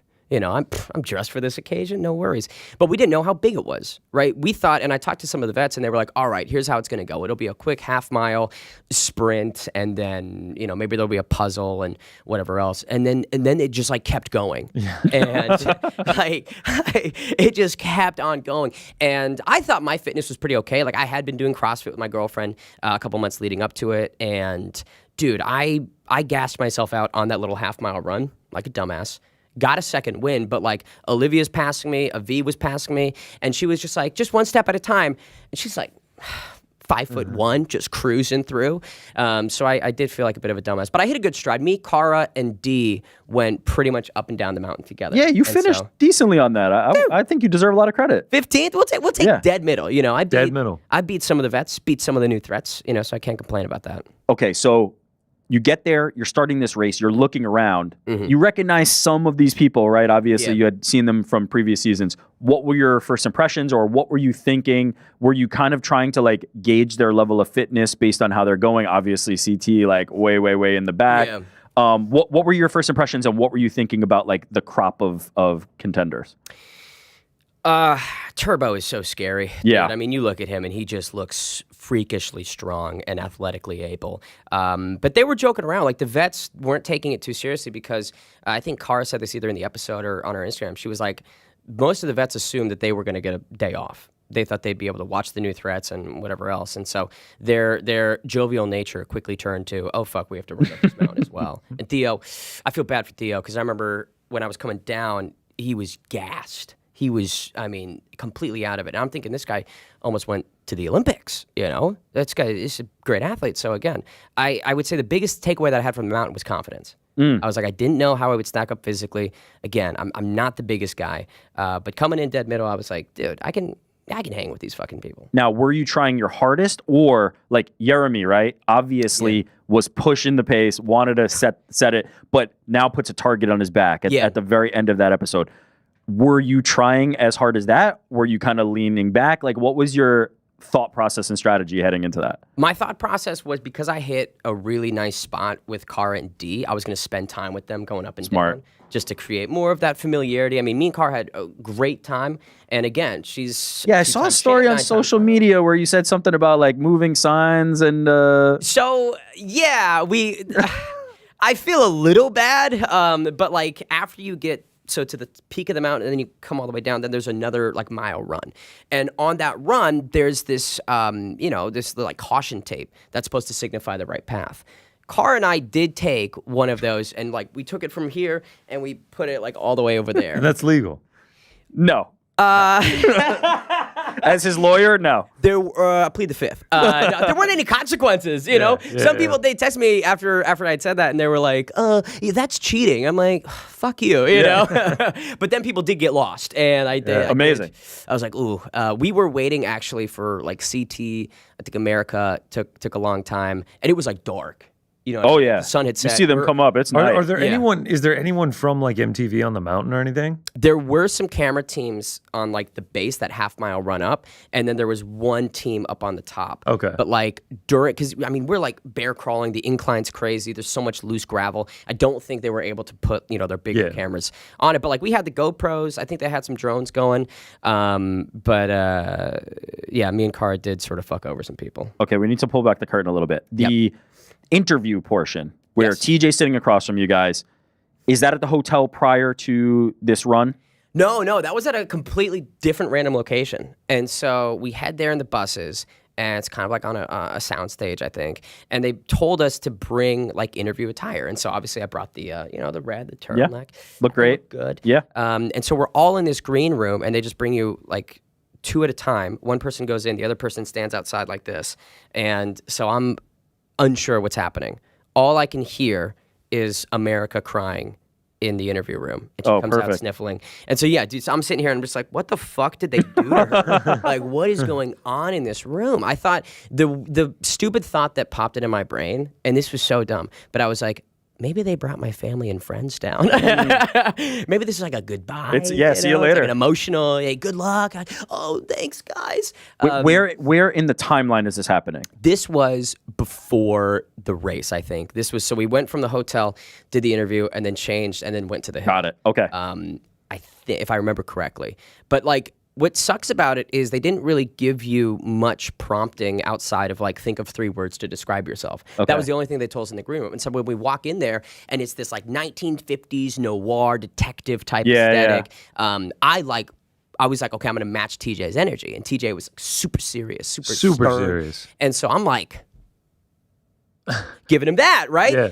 And then you see in the edit, everyone is like smiling and giggling, and I was like, dude, I chose the wrong energy for. What was the "why are you here" thing? Yeah. Where did the person Did they actually come show out them? They were like right next to us. All of the vets were in this like jury box, and they'd have the spotlight, and the person would stand up. But they told us in the green room as well, like, don't look at the vets, like keep your focus on TJ. And you see some people like Blue, Leo, they look over and they start laughing at it. But again, I was so fucking locked in that Aviv stands up and she's asking, why are you here? And I'm just like, to prove I don't need reality TV experience to be successful. Okay, I need to give you some grace here. Sure. Because I actually think you did fantastic. In fact, you were the only one who made TJ laugh. And longtime fans of the show know that is a very hard thing to do. Yeah. Because he's, as you said, he's giving you the stone face. They've come into that's his shtick. To like the be last a dick. 10 years, they've come into this thing where it's like kind of like spy noir, like as you said, like detective almost feeling. And they have TJ in this like very serious role. It's a very like recent history. He used to be a little more giggly, a little more laughy. And so I thought you brought a good energy to it because, as I said, you made him laugh, and I noted that. I was like, oh shit, Ben made him laugh off bat. Gotta laugh. And I was so nervous. I was shaking in that chair. But yeah, the CrossFit joke did get him. It was odd because like it was a little bit of a pause, and then like I got up, I went to leave, and then they brought me back to ask some more questions. I don't know if they'll keep flashing back to that interview, but like one of the things he asked was about the combat sports experience. He's like, so you fought a couple times before. How do you think that that's going to play into this? And I was like, dude, I've been dropped on the canvas, not once, not twice, 4 times. And I've gotten back up, kept trying to fight. I'm not somebody that's going to quit in this game, in life. I'm always going to push and give my best. And then they cut that. I'm curious why they didn't show that because I feel like that would have been very good to like tell your story. I think so. I mean, at the same time, like I give the editing and the post-production team all the grace in the world. You got 32 people, 32 stories. Like I get it. And especially these first, like I have some big moments. Ben the Bane does deliver. Let's go. On this show. The 10, 15-second cameos we've gotten in episode 0 and 1. All right. So like through the ball pit on episode 1, I was like, yeah, they're doing my boy. I texted Rick. I was like, yeah, they're doing our boy Ben dirty. Is he in this show? Are you sure he's in? I was just like, bro, I like, are we watching the right show, man? Like, I have not seen this motherfucker at all. You made a great point, and I told Conor this as well, though, is like, there's so many people right now. Yeah. There's not a lot of time to like develop these stories. And No. if we're being honest, they're gonna give CT, Bananas, these people the camera time over you because you haven't like really established yourself with these people yet. You don't have those relationships. You don't have that relationship with the audience. But as you said, you're gonna deliver. I have no doubt in my mind. As you get more involved in the show, then they'll start to like up that as they see who's worth. And it is interesting because there's so many narrative threads that they're juggling that there were some things that they didn't show in episode 1 of me that they could have. So after Are we talking 1 or 0, just to be 100% clear? 1. So after Okay. the ball pit, Nani and I, we came 11th out of 16th. Not the best, but not the worst, man. I mean, my goal was like, look, first place, fuck that, we're not getting that. Yermy, Bananas, CT, Turbo, first place, no thanks. Last place, though, just avoid that like the plague. So we didn't come in last, and I was happy. But I after like that first, because we didn't know there was a second drop. I had no clue there was a second drop. And if it ended after the first one, I would be going into elimination because You guys were last. we did not have any balls after that first drop, bro. Because like they drop and they're on the opposite side of that little puddle, right? And so me and Nani are running down and we're just like, all the balls are over there. And I will say this, Bananas playing a little trickery. There were people that were throwing dodgeballs closer to his section. Oh, To help him interesting. out. There was a little bit of gamesmanship going on. And so I'm seeing this and I was like, well, as if the dodgeballs couldn't be farther away. Now people are tossing them, even a greater So distance. like Bananas is getting the special treatment. Listen, He's it's got friends. Special treatment, friends. I mean, the guy's powerful. He's got these alliances, and they all work for him. But I will say, the second drop, a lot of gold balls, and those were the important ones. 2 gold balls fell directly in front of her. Oh, love it. And so her and I, dude, we just jumped off and snatched them up, and that's really what saved us. If we didn't get those gold balls, I probably would have, been in that elimination. Okay, you mentioned the friends of Bananas. You mentioned like the preferential treatment. Let's go back to the very end of episode 0. Sure. You're paired with Nani, who is in some sort of Closely, alliance, closely aligned with Bananas. Did you know Nani? She's like obviously somebody I'm very familiar with. She's been on this series for a long time. Did you know of Nani? Did you know she was friends with Bananas? Like, what was your level of knowledge at that point? So I've obviously seen her on a couple seasons before, and with season 40, she was very, very closely connected to Bananas and a big part of that alliance with him. But like truthfully, not super familiar. I know Yermy was a good buddy of mine in there, and him and I were chatting a lot after he came first. Much of it was about the target he put on his back. But he was like, the 2 people I'm thinking are Aviv or Nani for that same social capital. And so when he picks Aviv and then nobody selects Nani, I was thinking to myself, okay, I got Yermy's second pick. He came first, not too bad. And she was great. Like, Nani was fantastic. She was very supportive. Her experience was really valuable. She gave me some excellent lessons. I was having a very, very hard time, I would say, acclimating to that environment because it was so unfamiliar. And I was wondering, man, like it's like yeah. I had no idea what to expect going into this. Like I literally had never seen an episode in my life before this. But like you immediately start with the physical challenge, and then you get home and people just start slamming beers. Like it's just like, let's get fucked up, and like people start hooking up like right off the rip. I'm just like, it wasn't like, it was more of like a Jersey Shore sort of like, I guess I should have known what I was getting. Like it's an MTV reality show. Like there's TV. there's a brand of it for this, and so like I was wondering while I'm watching this, I'm like, what is this like for Ben? Because we're just seeing little snippets. He's in there for days, weeks, like going through this. Like, what is life like in there? It's a pressure cooker. It is a complete pressure cooker of an environment. You are 24/7 surrounded by 31 people that you don't know, that you can't really trust, that are deceiving you, betraying you at times, right? So Can't leave the house. Can't leave the house. No, you could sort of get outside, but then they have you gated in, and it was tough. And the house is great, so it's like, why would you want to leave? I suppose, but it was so odd being in this like permanent game of. You're in prison. You're literally in prison. And one of the things that they didn't show after that first daily challenge was like, dude, I was sobbing to Nani. Don't know why I cry often. And so we're like sitting in the weight room and I'm crying. And the cameraman, dude, like, you're me, you're crying. He's right there. He's right there. He comes in, and that was odd to acclimate to as well, because you'll be like, they've got cameras and mics in every room, but like when something serious is going on, the cameraman and the boom mic operators will like slowly slink into the room, and it's funny, but it is hard to like stay locked in and Be serious. that natural, authentic Two tone. questions based on that. Yeah.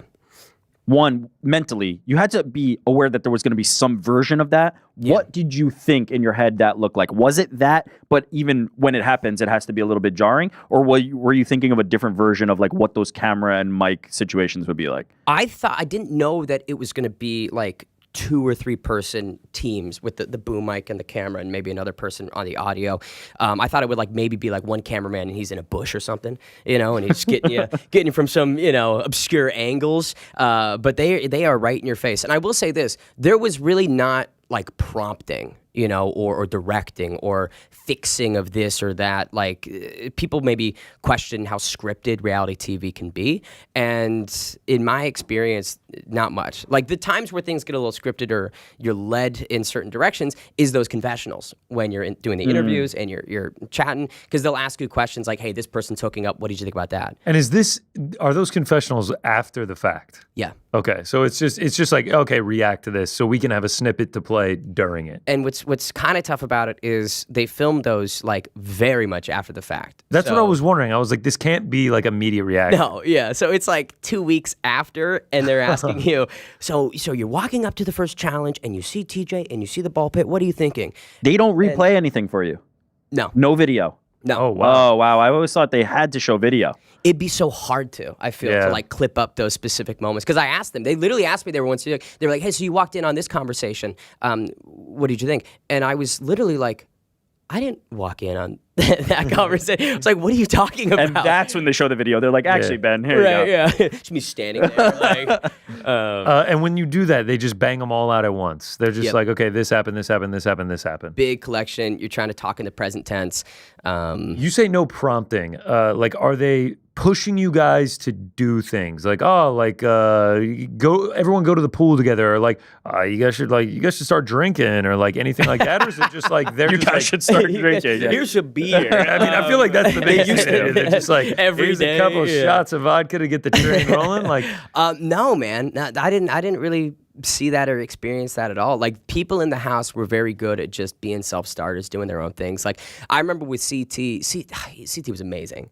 We're talking about fanboying. When I don't know if I fanboyed over anybody, but like I just grew such an appreciation more so than I had Love that. for him, because he was a awesome dude. And there was a game that he created a couple seasons ago where it's like shuffleboard, and you're throwing plates onto like a little shuffleboard mat, and we played that probably like 1,000 times. And so yeah, in the sense of like the production prompting, all the contestants were like, let's do this, let's do that. I remember one day Derek Kaczynski was like, he had a chain and he took weights from the weight room, and he would wrap the chain around it and like lock the carabiner, throw it in the pool, and then like dive in and undo the chain at the bottom Practice. of the pool. Exactly. to entertain himself in practice. And No, then- they we do all that took on the turns. show. Yeah.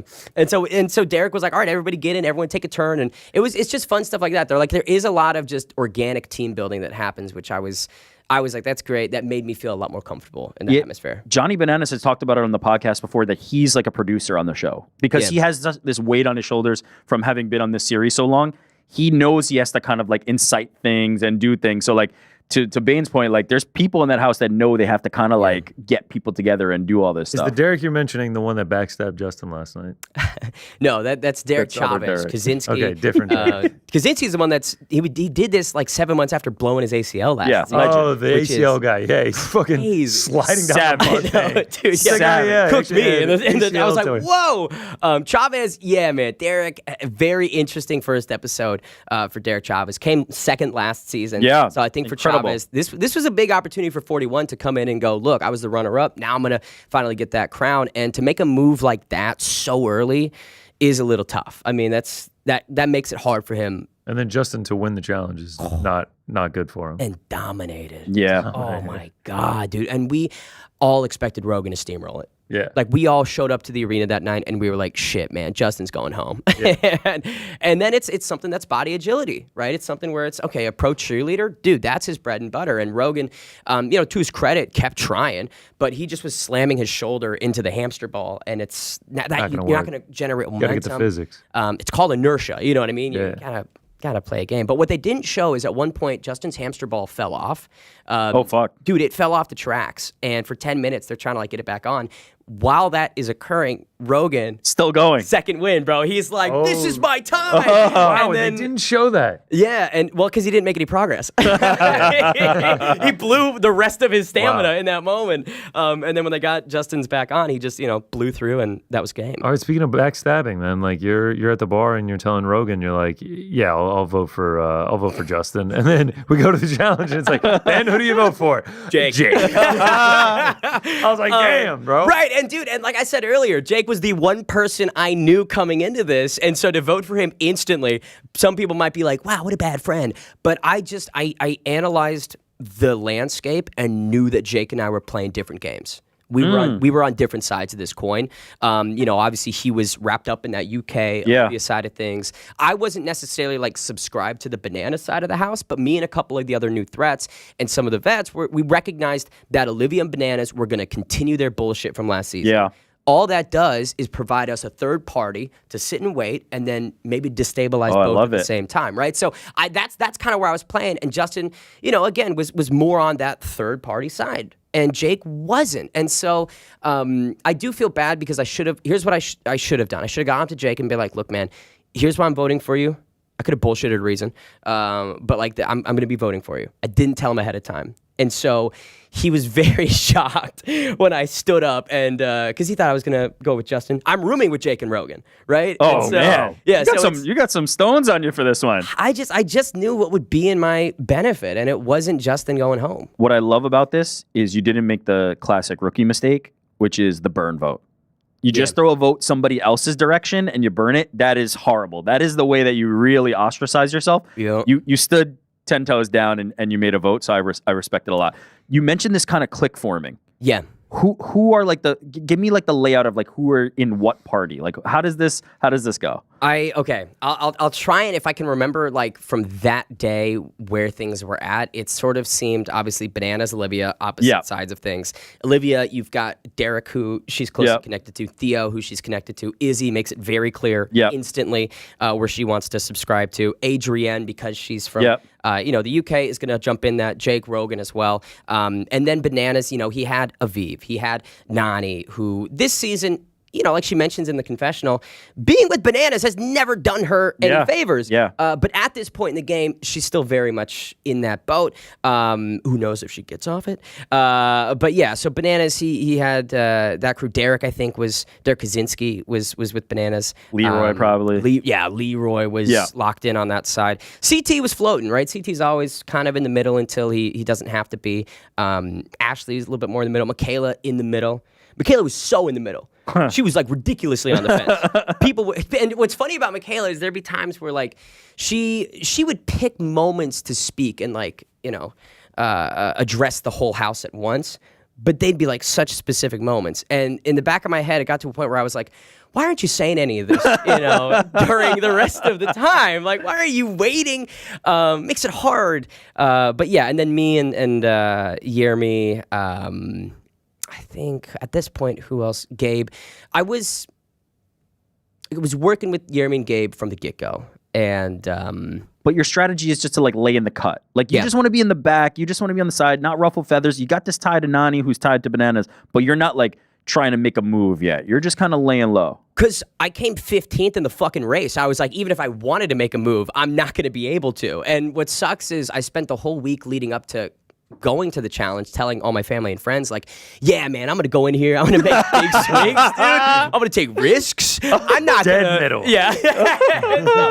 So instantly I was like, all right, that whole strategy that I built up in my brain is just, it's not going to work. So I figured blend in like wallpaper and then attack when they least expect it. I'm going to give you credit again because many people have that mentality and then they come in and then they take that shot and they miss and they get obliterated. Yeah. And they fuck it up and everybody goes, now you're a target, and then they're out. So laying in the cut was the right strategy. I think you properly assessed that. I was impressed with how you handled that.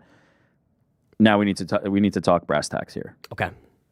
Oh, we're just now getting into This is brass tacks. This is brass tacks. We're finally getting into the meat. This is this guy's dream. This is his birthday. This is my dream. I kind of want to add one thing about the challenge. That Please, wasn't shown. please. So, because the whole thing about winning this season is at times you'll either get to save a team from nomination or send someone up for nomination. Now, Bananas and D win day one. They get to save a team. And as we're like... Because again, with reality TV, you're starting and stopping. You're walking in to film this, then they get the drone shots. You got to walk out, do it again. At one of those times after that first daily challenge, Bananas came over and he was like, "Yeah, so the obvious choice is saving you and Nani." And Nani was like, "Thank you, Johnny. Thank you so much." And I was like, "Oh, okay." And so I was like, "Whatever, cool." And so this entire episode, this might recontextualize the 8 seconds I'm in, but the entire episode, I'm thinking I have immunity. That's what was in my brain. So when I'm talking with Rogan at the bar... This is prior to the Rogan conversation. This is prior. Okay. Yeah. Where he's like, "Yeah, so we the boys, we're thinking of Justin. You want to do that?" And I'm sitting there and I'm like, yeah. Back in my head, I don't even need to give a shit about today. yeah. You know what I mean? You're like, next round's on me, man. Literally, yeah. Yeah, I'll vote Justin. Jake. And then we get to the nomination and Bananas is like, Theo gets the immunity. And so I'm sitting there and I was like, Oh, so that's when you found out. that's when I found out I didn't He have was like, immunity. Theo, you were like, oh, fuck. To be fair, it was very clear that was a switch in strategy on their part. Yes. They gathered and then convinced Johnny to do that. I imagine he would have saved you guys. In the event that Theo didn't get pissed at the bar, because there was a group of people conspiring to throw Theo in. It was the same group that then turned their attention on Jake. Love it. So that's it. They were like, let's take a big swing. Didn't work out. Smaller swing in the same alliance, though. But yeah, I was watching that altercation between Theo and Johnny with CT. We were at the bar, and he was like, "Oh, look at that! He's going off over there." Then he goes out for a smoke break, and I'm just like watching this go down. What's the bar like? You guys pregame that? Like, does anyone get like out of whack drunk? Yeah.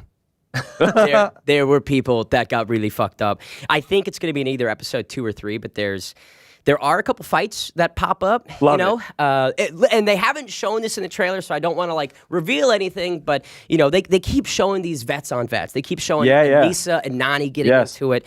Not just vet on vet.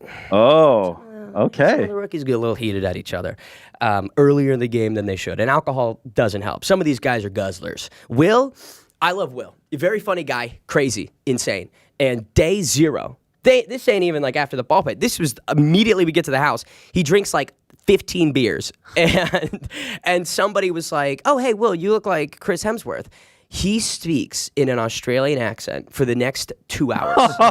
Like, you couldn't Off of 15 beers. Off of 15 beers, and he's like having glasses of wine. He was gone. And it was just, you just hear this loud Australian accent the rest of the evening, which I was like, that's crazy. So these people, listen, they get rowdy. I tried to not get too crazy, Okay, so you're saying that you were not one of the people involved in one of those early fights? No. It takes so much to get me like that riled up, and I recognize if you get into a fight on these shows, you throw a punch, you're gone. These days, yeah. So back in the day, CT used to knock people's heads off and come back next season. Yeah, but I just knew the risk wasn't worth the reward. But I do, I'm involved in one indirectly as kind of like a, hey, let's Ease up, guys. Ease up. Yeah. Okay. Brass tacks. What are they? Important question here. Sure.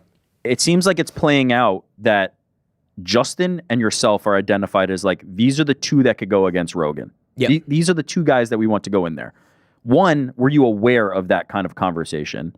And two, now that you've seen it, does that feel like disrespectful to you? Do you feel like, hey, I should have been higher ranked in this? Like they're looking at us as the bottom two. What were your feelings on that if you knew at the time and now in hindsight? At the time, is still kind of how I feel now. Again, 5 of the 8 male rookies were Marines. They were Army. That just left me, Justin, I think somebody else. And so I got it. Like, I understood it. Again, came 15th. I don't know how Justin did on the race, but like we weren't the biggest, strongest guys. So I was like, shit, yeah, you want an easy challenge? That's probably me. If I was in that position, I'd probably do the same, you know? Did that put pressure on you? Did you feel the weight of that, or because you seemed like at peace with it or expecting it to just be like, I have to be ready to go and I will be ready to go? I thought I had immunity. While this is going on and I'm hearing my name, I was just like, that's crazy because So you're doing the fucking robot because you think you had immunity. It's all good. I'm in the robot because I was like, dude, I got no problems tonight. You know, I get to just chill and hang out, which wasn't the case. But no, I figured it was not going to be me. I heard my name floating around, but a lot of names get thrown around. And so it was important for me to like never really get amped up in that moment, because if you start reacting, right, then it's only going to draw more attention, and then people are going to want to vote for you more. That's kind of like, that's what I learned in the house was if you're shaking, you know, and creating waves, all that does is fuck you over further. So I was like, I'm hearing it, but again, there was this big consensus that we're going to get Theo. And then that morning of the nomination, I go down and there's Leroy, Sydney, tons of other people, and they were like, yeah, Jake's a lock. Like, Jake is getting thrown in tonight, 100%. It's done deal. And so even though I'd heard my name, I was like, well, Jake's done, you know. No threat, right? My one friend. My one buddy. I did apologize to him. A lot of people came over and apologized to him after they'd voted, and I kind of gave a half-assed apology a little bit because, again, my thinking is pretty fair. We aren't playing the same game. You're a big threat in this game. You going home helps me. I like you a ton. We are friends, but like in this game, bro, that's the status of it. And he just kept saying, he was like, I don't get why you would do that. Why you would do that? And I was like, what do you mean you don't get why the fuck I would do that? It's a reality TV show, man. And you're a monster. Like, It's a sign of respect. It is. Yeah. I'm like, you're a great player. I know need how to get you strong out of you are. here. Yeah. I can't say enough. I feel like your instant assessment of everything is so spot on. You've really understood how to play the game very early. Okay, Justin beats Rogan. Mm-hmm. Are you looking at that and going like, oh shit, okay, even if I get thrown in there with a monster, like can still win these games. Oh, and that's the beautiful thing about the eliminations and the challenge is like it's usually an equalizer, level playing field. Even if you're bigger, stronger, faster, it could be a math challenge, could be a puzzle, right, that you get thrown into the elim with. So I really like that, and it really was shown in episode 1 how it doesn't matter, you know, if you could beat this guy up in a hall brawl. We're not in a hall brawl. You know what I mean? Figure it out. And Justin did. I will say it is funny in those eliminations because you see like Michaela coaching, Johnny was coaching. Yeah. I said nothing. Because I knew, I was like, people are going to be watching me during this moment to see where I lean, you know, and it's going to impact my game plan of staying in the middle if I'm overtly going, Justin, roll. So I was just sitting in the back, just like in my head going, I hope he fucking wins. I hope he please wins, win. Please. I did from the get-go of this season go, okay, these eliminations, the challenge is brutal. Yeah. Right. This season is very brutal with the challenges, but the eliminations I was like very fair. Seem like they're emphasizing the level playing field. Who are the people you clicked with immediately? I would say Jeremy. Jeremy was somebody that I think understood me right off the get-go. Him and I had a great bond right off the bat that felt like I'd known him for years. You know, there were many times where it's like when you're with a buddy in class and the teacher's talking and you just like, yeah. You know what I mean? Like that type of humor and connection was immediate. And I would say he was somebody that I really, in a lot of these tenser moments, would be like, hey, did you hear about this? Or, hey, man, I'm kind of feeling like this, you know, in chat. And He's like a wolf, man, with those colored eyes. oh, my God. And the long hair? tattoos. Yeah. This isn't a big spoiler, but he does wear a Speedo at some point in the season. And, God damn, that's a GQ model right there. You know what I mean? No, but he was great. I think Jeremy was probably the top guy for me. And give us some kind of teaser. Give us something. I mean, wins? you've already given us. You've already list the finishing order. Yeah, there's the dot on your head now. You've given us a tease of some fights coming up, which I'm very excited about. Conor, your introduction to this, like the reason I love this show so much is because it is like Jersey Shore combined with athletics. That's what I love about it. Is like that they're getting drunk as fuck and then they're going to compete against each other. Watching on MTV linear, getting Jersey Shore commercials, they're still creating that show is insane. It's insane to me. No, An abomination. I was like, what channel is MTV even on? You're like I haven't a watched fever this dream. in Yeah, you're like, what's 15 going on? years. Give us something. Give me a little kernel of something. You don't have to list principles involved. You don't have to give me something to really look forward to. I will say the trailer for this season's been very good. Like I'm excited. Even if you can't give us something, is because there's a lot of repeat contestants. Is this something you would want to do again? Absolutely. Okay. Oh, I yeah. love that. Oh, yeah. With no questions asked. If they call me for 42, 43, I will be there, and I will have a better social media hiatus video. Because, I did think that I had a good grasp on things from the get-go, and I had good vision for it. But, in those moments, I made so many dumb mistakes and so many silly choices that, in hindsight, I was just like, fuck, I wish I did this differently. I wish I did that differently. Did you make good TV, though? Do you, because... honestly, half the time, that's what the callback's about. It's really not did you make a good call on snaking this person at this time or not doing that? If you make good TV, that's when the callback comes. There's one day where this will be the nugget, I think. All right, give me the nugget. One day, I do get ridiculously hammered. Oh, yeah. That, I think, is going to be front and center. It was someone's birthday, and I thought they rolled out the alcohol before, but on the birthday... Oh, they're like, jeez, get a drink.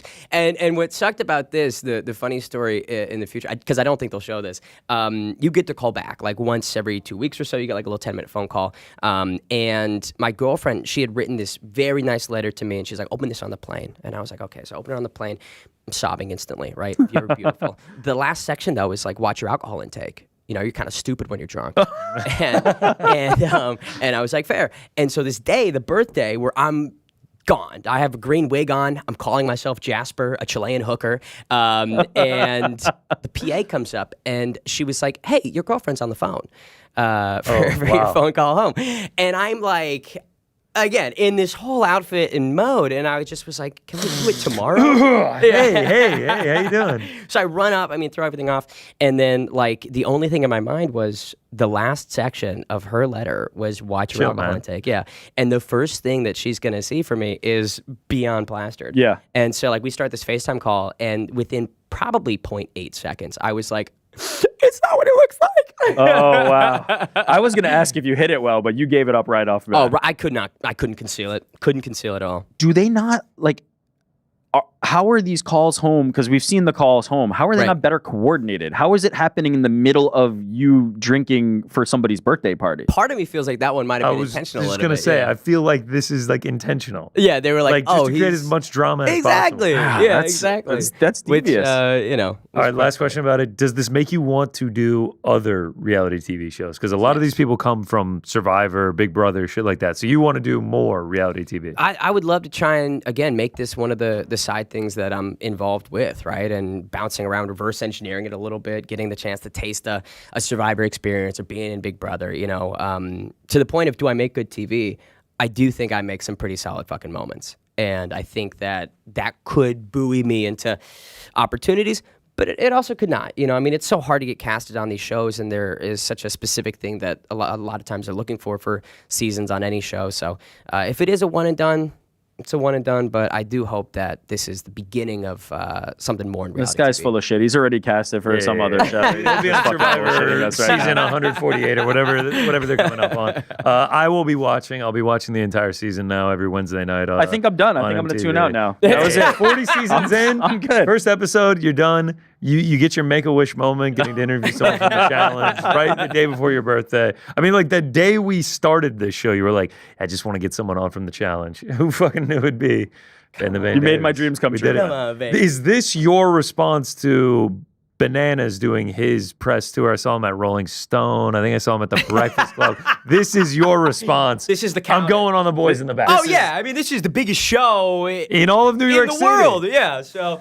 Bananas, eat some dirt, baby. I'm hitting the podcast circuit as well. All right, we continue the reality TV show theme, pound for pound rankings. You have made a list. You will be joining us on this endeavor. Pound for pound, favorite reality TV shows. This goes back as long as you want. Frankie, what's the order, brother? Yeah, the order today is actually going to start with me. Okay. And then we're going to go to Ben. Okay, Ben second. Then third will be Connor. All right. And then I guess we'll let Rick finish us off. Sounds good, man. Take us away, Frankie. Yeah, so this might not come as a surprise to a lot of you, but I don't watch a lot of television, and I watch even less reality TV. So, Oh, you're so astute. You're so studious. I'm more of an academic, No. So, all joking aside, my number 5 is based off of like what my earliest memory of a reality TV show is, besides like America's Most Wanted or like Rescue 911, Cops. So, I'm gonna go with The Real World, Los Angeles. It was the second season. Really wonderful cast of characters. Like, I was so young. All these people seem so old to me. Now looking at their ages, I'm like, holy shit, these were like basically kids, right? We had the guy with the cowboy hat. Respect him. We got our first The guy with the cowboy hat. Love it. I just remember Respect him. Don't know his name. Gotta respect him. I believe that's John. I believe that was is his John. name. Great You're shirt absolutely too, right. man. It's a Dan Flash's Oh, classic. The Yeah, guy on shut the up. left, I Yeah, believe Flash. his name is DP. David. He was the first one to get the boot from the house from some shenanigans that took place there. And then it's like in season 3, they ended up kicking someone else out. Like, it became a thing. Like, if you're not getting kicked off the real world, then you're not doing anything, right? My number 4 is one that was made for the Sci-Fi Channel actually in 2014 called Opposite Worlds. If you bear with me here, I'm not a big fan of reality TV shows, but I like. Oh, when I they're didn't know like- that, man. I didn't know that. When they're like unintentionally funny. Ben, welcome to Frank's List. This is your introduction. When they're unintentionally funny, that actually amuses me. So the whole process, like the gimmick behind this, is like we're gonna take some contestants, put half of them in one side of a building where they're going to basically be living like the cavemen, and then the other side are supposed to be people who are living like they're in the future, and there's just a glass pane that separates the two of them, like a window. But like these people, the whole point is like, well, who is going to be the better like human? Who's going to go through all these different challenges that they had put out that they didn't test any of them? It's very clear they didn't. Which is already stupid because like the people they put in there are not cavemen. Like, they're just ordinary people that they just threw in a condition when they're like, look, there's no heating, there's no AC, there's no food, or sleeping on the ground. No food. No, the They all food they died. had to get it themselves. And at one point they get like a bucket of fish heads. It's like, why just fish heads? Like, people, back in the prehistoric times could get a whole fish. They didn't have to just eat the head, right? Then you have the future side, which again, it's not like the showrunners had access to the future to go get like some cool tech. So it's just a regular house, like a nice one, but a regular house with HVAC and this sort of thing. So this whole thing is just slated for failure to begin with. The first challenge that they have, someone comes out and breaks his leg immediately. So then the host even asks, like, all right, is everybody else ready to go after that? And like, the contestants are like, no, not really. And then the host says, yeah, I don't blame you. Wait. Which side of the house did the person who broke their leg come They from? were actually from the future side. I love it. I love So then a woman comes out there, right? They had to get the guy off with a stretcher. They take him off. Second challenge starts up. Same game. Woman falls, breaks her finger. So then, What were they doing? Yeah, what kind of it's challenges like was this? American Gladiators are they're on a platform, like trying to push each other off, and it's like, but that fall was brutal. So the one takeaway that the woman has from breaking her finger is that she was able to see the first guy in the hospital with his broken leg.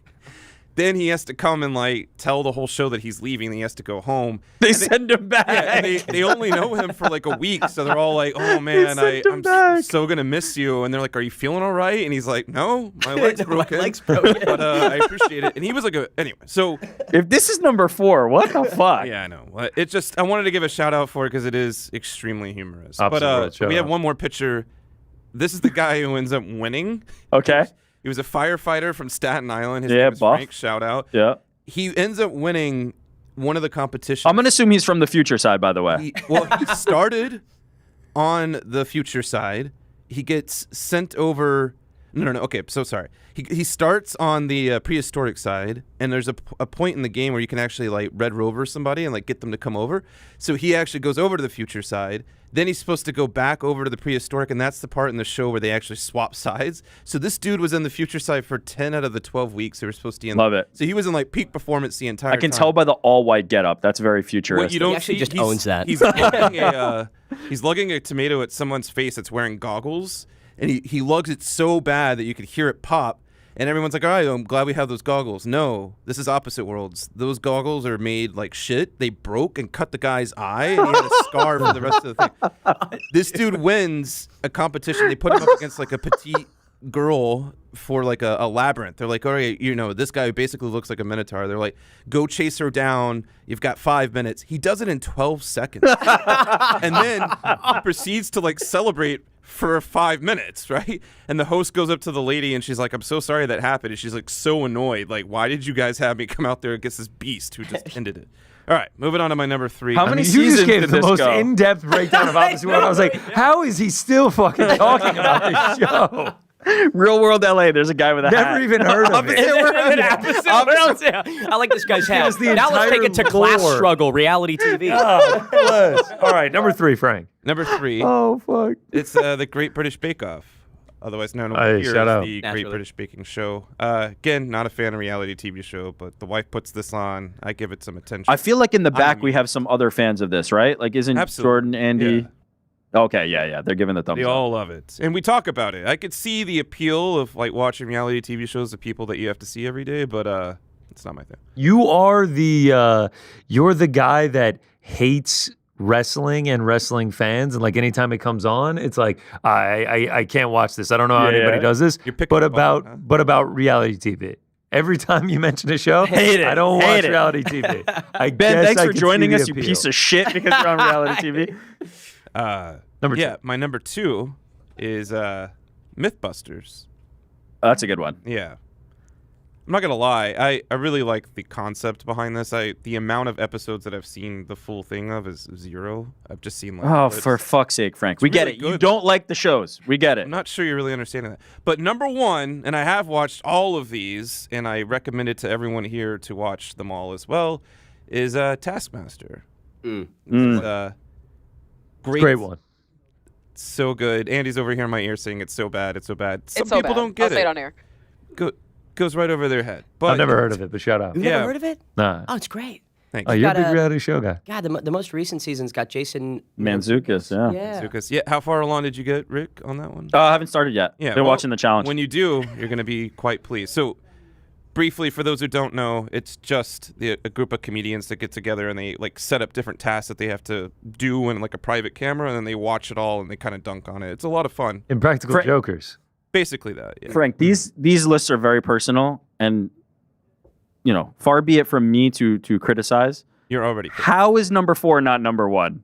You spent 4 hours describing this to us. yeah. It's a How reality is that TV not your show number that 1? Never had more than one season because of all the people that they hurt and made That no is money. that is That's the most why you have it's number ever 1. spoken on this show. You were giving us an episode by episode breakdown of that show. Yeah, Mythbusters, he's like, I haven't even seen it. I Yes, guess that's yes. number 2. At one- But Opposite World is at 4. At one point, I zoned out, and then when I came back to, you were still talking about Opposite World. I was like, I can't believe he's still going on about this right now.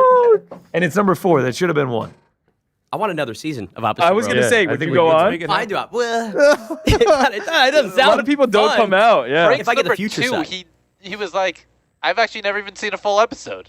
It's incredible. All right, incredible. Ben. Okay, I wish I put as much thought maybe into my list as that one, but at number 5 we have. Oh, look at that. You got your own little graphic there. I Shout out. forget what the list Let's was. help them out. Let's show them, and then Okay, we can so go into it. Chopped. Oh, great I love show. Chopped. I love food TV shows. The host, Ted Allen. What's his name? Yeah. That's the guy.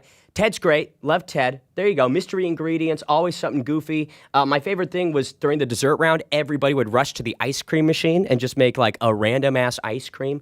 Can't get better than that. I gotta be honest. I don't know Chop. What is the concept? Like, So, what are we trying to do? The concept is you have like a appetizer round, entree round, and a dessert round. You've got this mystery box of ingredients that you have to create a dish with. Got and it. it's all people that are like, oh, I want to start a restaurant or I want to provide for my family. So you got the good backstory. You've got the celebrity judges. And then sometimes you get really good food. I mean, these guys all could cook, and that's been spun off in like Chopped All-Stars. I think there's some other branches of the Chopped Okay, universe. got it. So number 5, we'll go with Chopped. Number 4, Survivor. Okay, so come on. Classic. It's the OG, Classic. best of the best. There he is, Big J Probst. I think they just wrapped filming season 50, so longevity is there. I think what they do with the tribes and putting regular people in these extraordinary circumstances. You see the weight loss journeys that all these Survivor contestants go to is just bonkers. I almost want to go on just to slim the waist down. But that's number 4, Survivor. There were some people on the season of the challenge from Survivor. interact with them? Did they talk about their experiences on it? Yeah, so Dee was on Survivor, as was Sydney. They spoke about their experiences. Dee was great. Sydney, Sydney in all of her confessionals, she's very Cocky. very cocky, and she lets everybody know about it, and that's who she is. I can appreciate You know the me from authenticity. Survivor. I was like, every time she said that, I was on my couch. I was like, I don't know who the fuck you are. I've never watched Survivor. No, she was a philanthropist, giving us her time, presence, and energy. Yes. that's Sounds right. like it. But yeah, 4, we'll go Survivor. 3, I think I hit you guys with Tough. Come on, the Ultimate yeah. Fighter. It 33 revitalized seasons of greatness, the baby. UFC. Yeah. I don't. No, think, no. Don't forget the offshoot international ones. We're talking like 40 seasons, bro. That's Better actually than the the tough challenge. international ones are the ones I mean, not the Oh, main flagship, okay, just the okay. international Got it. shows. No, but it did so much for the UFC, right? Saved it way back in the day and pumped so much mainstream interest. I think produced a ton of great fighters. Nate Diaz, right, came from Tough, right? So you get a lot of legends through it. Now it's a maybe bit of a staler product. They haven't evolved it as much the last couple of years, but what it did, the legacy it has carved out, I think is worth mentioning. I've seen 0 seconds from the Cormier jail season. 0. You and the rest of the world. It's been on all summer. They were doing pickleball, I think, last week or something, right? Did you see that on Twitter or did you watch an episode? Saw it on Twitter. Yeah, there you go. Let's take it to number 2. So we go with The Biggest Loser. Now, Shout out, legendary shout out show. to The Biggest Loser, man. This was the only reality TV show that I watched when I was growing up. It was always on in my house. My family were Biggest Loser fans. And it was a really cool TV show and concept, right? People that are overweight coming into an environment where they're just focused on fitness and building healthier habits. Now, there is like the stigma where people that would go on Biggest Loser and then they would just gain all the way back. Yeah, So I've heard that. Maybe the concept was a little flawed and the long-term gains didn't really stick, but I think that's one that does hold a soft spot for me just because I grew up watching it. And then number 1, come on, we got to go with the challenge.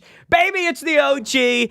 How could I not put anything but the gold standard? It's a great blend of threat. everything, right? You get Ben. you get everything. You get me. No, but I do think the challenge offers like we were talking about, just the mixture of everything. You get the dating side of it, the Love Island, the Jersey Shore-esque nature, the American Ninja Warrior, the Wipeout side of things, and then you do have this Survivor-esque elements of the politicking and building your tribe and your alliance and operating socially and politically. And I think that amount of factors all shoved in one makes the challenge just a really dynamic viewing experience. I can't wait to watch the entire season. I can't wait to watch you win, hoist the I know, trophy. which You I'm get a in trophy? all of it. They have a Season- big trophy, huge trophy. I one-handed it, actually. It's going to be great. I can't wait for it. Fantastic list. I actually start at number 5, where Ben had number 2, The Biggest Loser. Would watch this weekly on NBC with my parents. Look at this. The So Wii legendary. version. You got a Wii game. How would you play the Wii? Real results.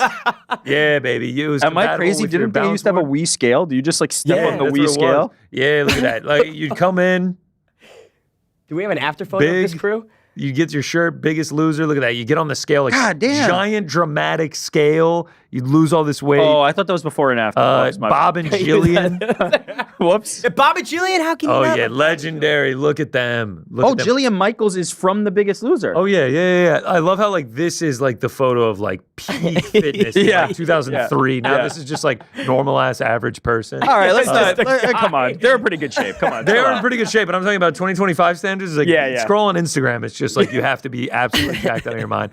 They're actually coming out with a Netflix doc in 2 weeks about like kind of how fucked up it was. Like Well, behind that's what the he was scenes. saying. Like they all gained the weight back. Or just and like stuff? behind the scenes, they were just like, no, you can't eat this, bro. Like you need to lose the weight. Like you can't Oh, have so it wasn't like really like them losing it. They were like literally, you can't eat right the now. tagline for the doc is essentially just like one of the producers is just like, you cannot have a show where the goal is to lose weight And and you it don't. be healthy. Oh, It's You in have concept. to I like feel like kind this of doc is going to play out like the movie Heavyweights. Right? that's yeah, fucked. I'm actually really looking forward to it. My parents, we tuned in weekly. We had the Wii game. We had the, you could buy a Biggest Loser scale at Walmart. How would you play the Wii game? Get the squats and the push-ups. Oh, it's It was ex- great. So you an just work it out. It's like a exercise P90X experience. Real fun, real results. Biggest Loser. P90X. Shout out Bob. Shout out P90X. What a Number pull. 4, another like kind of scammy, sort of skeezy, Pimp My Ride, baby. Oh yeah, early 2000s. Oh, banger. fuck. Oh, fuck. Exhibit, West Coast Custom, just putting the most pointless shit into cars. Okay. Yep. Do you know the meme? Are you aware of the meme? Which one? Oh yeah, so like Yo, dog. we put a in your you're thing. a Aquarium in your nutritionist, so fucking trunk. we put a juicer in your car. This is a casket in a hearse turned into a grill. What else do we have? Oh, this is your mud flaps. We put LCD screens on them. Oh my fucking Satellite on top of your Why would you need car. screens on the mud flaps? Yeah, juicer in the car. I heard you like TV, so I put the TVs on the mud flaps. Just look at this chocolate fountain to be romantic. Like literally just the most pointless shit. Also had the game on PlayStation 2. Okay. It was fantastic. I've heard about this one, like the version of like the Biggest Loser behind the scenes shit show. All those cars, like they would fall apart, like instantaneously. Yeah, they can't be structurally sound. No, none of them like worked as cars anymore. It was for people that was like financially strapped. It wasn't like some rich dude who had a really nice car that was just like, hey man, like can you kind of pimp my ride and make it pretty sick? It was like someone driving like a 1991 like Chrysler minivan, Yeah, exactly. and it's just like, please, I need this to still run to get my kids to school, and they're just like, yeah, Found put a fondue. chocolate fountain. You got in a it. trampoline in your car. Come on. So here's what I read is that Pin My Ride did not fix any mechanical issues, only cosmetic enhancement. Most of Pin My Ride cars were sold shortly after the show. The people who were featured on the show had to sign a contract that prohibited them from listing their final product on eBay. The customizations took up to 6 months, not a week as shown on the show, and some of the features were taken off right after the show ended because they were not street legal. So like the screens on the Yeah. fucking You're telling me the juicer in the trunk's not street legal? Yeah. I can't roll down Ventura Boulevard shout with out. my biggest coffin issue grill? with it was they're like, oh, here's my brother, and he has the worst car in the world. He doesn't take care of it. Can you pimp it out? And there's like somebody who's like, if I just had a car, I could change my life. I just need a car. Coming in at number 3, Viva La Bam. Bam Margera, Ryan Dunn, rest in peace, Oh, Don hell Vito, yeah. Phil and April, absolute legends. This is like, me and my brothers loved this show in the early 2000s. me I was too. like, this is how I want to live, baby. Like, let's just be reckless as fuck. I was watching some highlights, like, as I was researching for this. I would rather die than live through a day of a Viva La Bam episode. Like, it's just like you and your friends, and they are just fucking with you constantly. Yeah. It's like, Yeah. oh, you're sitting down on the couch, they're gonna just shave your head, like, and you're not gonna know about it. Or just like, oh, you sit down in a porta potty, it's gonna explode. Like, it's just like Jackass on Poor steroids. Don like, Vito, always getting fucked over. Don Vito, legend. Ryan Dunn, legend. Rest in peace. I'm surprised there's not like a PS2 game of that. It seemed like every show you picked had a game component. Oh yeah. Number 2. Cops. This is just like late night. Get home with your boys. Just like, yeah, let's throw on an episode of Cops. Why not? Like the starting hits, just like Bad Boys. It's just like, all What's right. happening in this photo? Why is this guy mugging for the camera like he knows what's going on here? That's what I always wondered, because like there's no way that like these guys didn't have to sign some sort of agreement to be on the That'd be show, a because release waiver. yeah, because there was a lot of times where they'd be blurred out, and that was definitely people that were like, nah, I'm not going on. So like the people that were not people blurred that out were weren't. just like, they had to be like, all right, yeah, like let's Well, fucking of course, someone getting arrested on Cops would be like, yeah, I guess I want some recognition Yeah, for this, yeah. you know? yeah. I want my family to see this for sure. All time. $1,000, you say? Perfect. I'll take it. I can't get a job anymore? Literally. Bad Boys hits, you know it's going to be a good night. Like, that's like 11:30 special. You and your boys just got home. Like, it's just like, there's nothing better than a couple episodes of Cops to finish the evening. Number 1, you had it. Number 3, The Ultimate Fighter, baby. 33 seasons of greatness, plus all the offshoots. Look at that. I mean, the amount of moments that have come from this. Still going just as strong today. I've been tuning in every You have seen single how many episode episodes to total of The Daniel Ultimate Cormier Fighter? and Chael Sonnen. Everyone remembers season 31. Legendary shit. All the talent that produced waiting on the that. fight. Brad Katona. I mean, this. Yeah. Forrest Griffin. Yeah. Stephen Bonner. I mean, all time. Speaks greatest reality show of all time. I am also, just like Frank, never watch reality TV. I just don't have to be such like a pompous asshole about it. At least you didn't have Opposite World on your list. If you'll notice, Misunderstanding is like, I don't watch any reality TV. Your list was inspired. Until the Ultimate Fighter choice, I was crying with every single one of it's those. just like, it's so like early 2000s.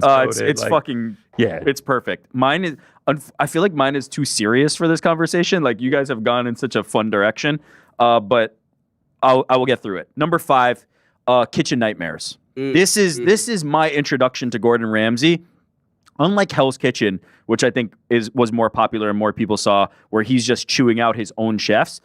The concept of this show is these people write to Gordon Ramsay begging for help with their failing restaurant business. And he shows up and he's like, yeah, you got fucking 16 rats hanging from the ceiling. Like, you're not doing so hot.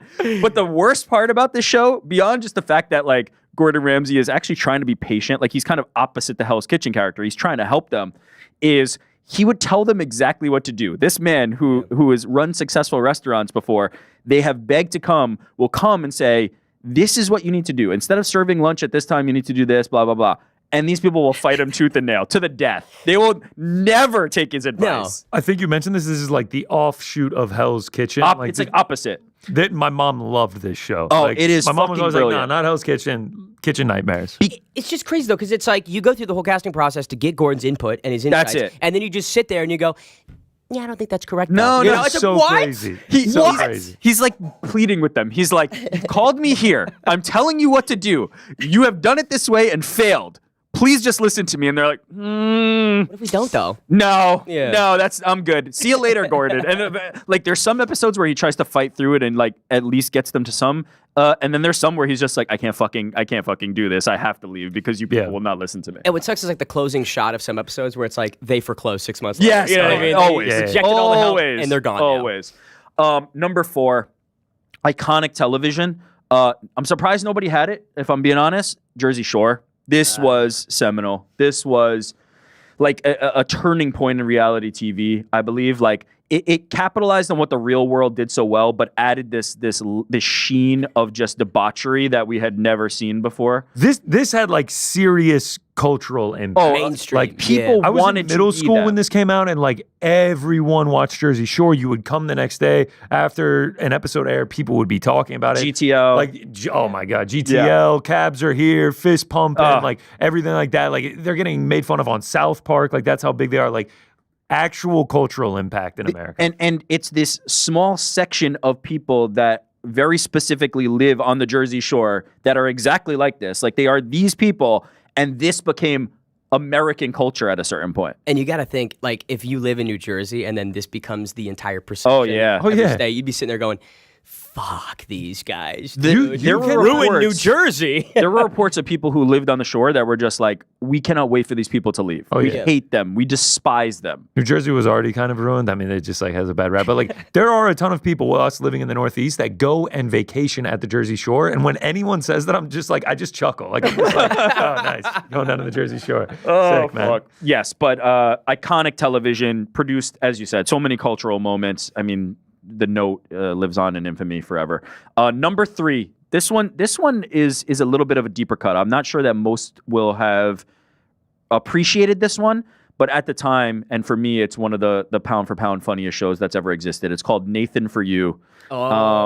Nathan Fielder, who is now known for The Rehearsal, which is the more contemporary version that everybody has kind of raved about. Still a little bit under the radar, but if you know, you know. The concept of this show is much like Kitchen Nightmares, these small business owners are begging for help in a way that they can turn around their business. Unlike Kitchen Nightmares, where Gordon Ramsay is coming hat in hand and trying to genuinely help them, Nathan Fielder just ruins their lives. and that's the best part of that show. The fake Starbucks. Yeah, it's just Fake incredible. Starbucks. I just watched an episode recently where he tries to help out like a local ice cream parlor, and his idea is poop flavored ice cream. poop flavored ice cream for the Starbucks. It's a coffee shop, and he just basically infringes on Starbucks' copyright, but calls it not Starbucks or something. He ruins their lives. They at some point they're like obviously getting uncomfortable with this, but because he's there to help, unlike the Gordon Ramsay people, they kind of see it through to the end, and then they just are left with poop selling flavored the ice cream. gas, but you have to send The a rebate? mail-in The rebate, gas. and the mail-in rebate is at the top of a mountain.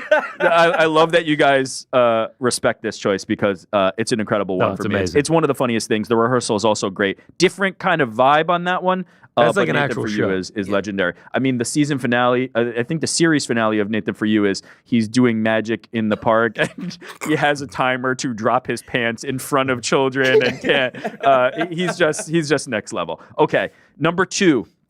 The one that started it all for me, the one that started it all for many, The Real World. It is just the beginning of that strangers in a house version of television that we now come to love. As we said, Jersey Shore holds a very special place to me, but it does not exist if not for the real world.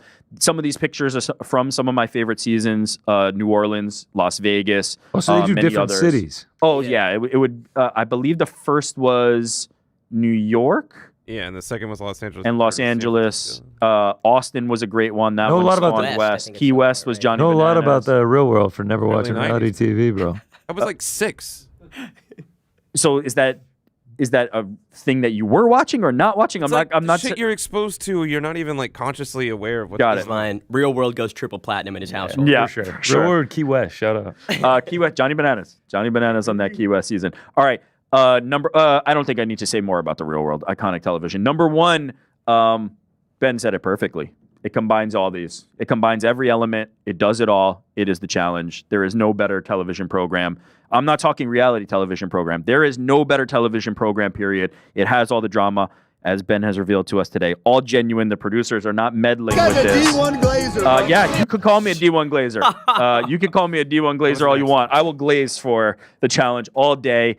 There was a time where in college for sophomore year, we had to do a persuasive essay, and my persuasive essay was I should have been a contestant on the Real World Road Rules Challenge. It was an all-time presentation. Now I got Ben an A is plus on the living out your paper. And now Ben is living out my dream. I am so happy that he's got this experience, and I'm so happy to know him. And yeah, the challenge is incredible.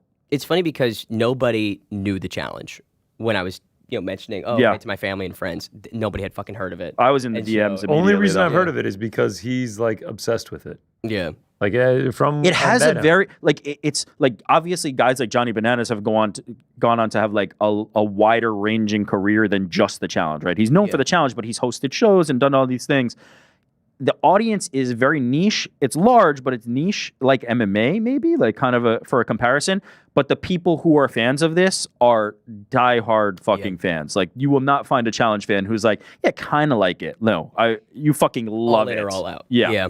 Which I like, I die for the show. All right, those are solid lists. Those were fun to go through, man. Shout out to reality TV. Shout out to Opposite Worlds. Shout out to Opposite World, man. That was all time. That was all time stuff by Frankie. Legit spoke for 45 minutes. I know It was number 4. There's only one season of it. Like that's We're 2 hours and 15 minutes into this program. Frank talked about Opposite World for half. He literally gave us the entire breakdown. Dude. now I want to watch it though, like just to see all these people sure. get Here we injured, go. dude. You're gonna have to get Sci-Fi Plus for that one to be able to stream it. What, sure did the whole Sci-Fi ever do another reality TV show? Or was that Sci-Fi's only crack at it? I feel like that's the only. Fuck, I forgot one, and this is going to kill me. I had some honorable mentions, by the way. Okay.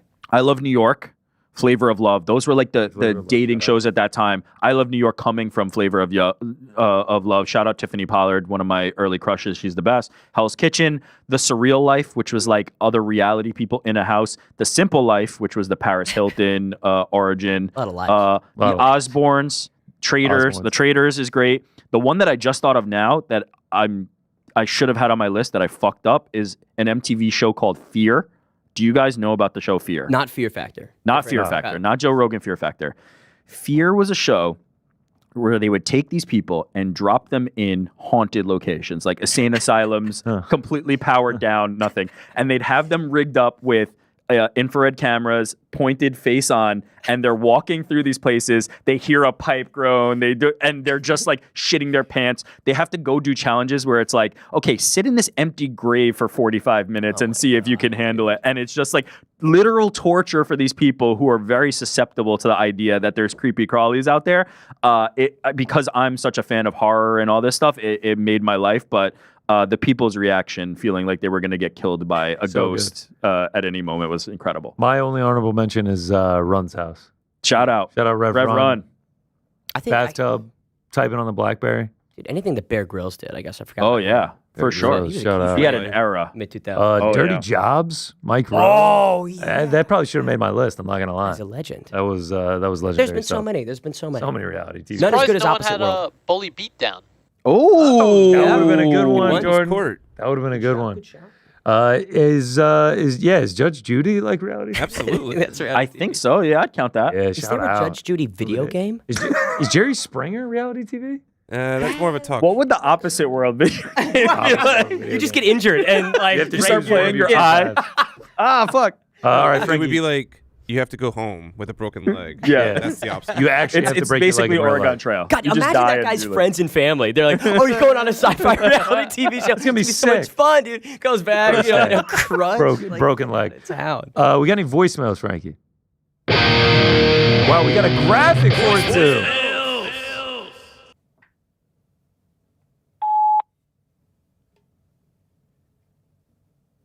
Hey, how you doing? It's Paz. I just want to say hello and ask you a question. Why are we still calling Max the BMF when Ilya pointed to the canvas in the first 10 seconds of the fight and Max refused to throw down? It's a symbolic belt. Didn't he symbolically lose it in that moment? Question mark. What are we even doing here? Question mark. Thanks. Yeah, we needed to verbalize the question mark there. I mean, dude, he did it in the first 10 seconds. Like, they didn't make it to the last 10 seconds of the fight, but like the thing is to point at the end of the last 10 and you just empty the tank. What do you want to do? Empty the tank for 10 seconds, and if y'all are both still standing, just go back to sticking and moving? I don't think you remove the BMF title, but I will say it's kind of a gangster move by Ilya. Like I do have to dock points for Max for it. But also, like, Ilya was Ilya- like, let's trade right Ilya here. won. He is the BMF. Like, he won. Well, it doesn't matter. Nobody's if the belt was on fucking line. BMF. Listen, the BMF title wasn't on the line that night. Oh, here we go. Here we go. There- UFC it is Fight Pass It's is technically out. a retention No, Max from Holloway's Les legal Holloway. representation here. I just think it's important that we don't play with semantics, guys. It wasn't on the line that night. The Undisputed was separate titles. The best I can do, the best me and my client Max Holloway can do, is give Ilia Topuria the title of lineal BMF Lineal champion. BMF champ. We'll I give him love that. it. Shout out. And you get a rematch against Ilya, right? You're a client. We're still.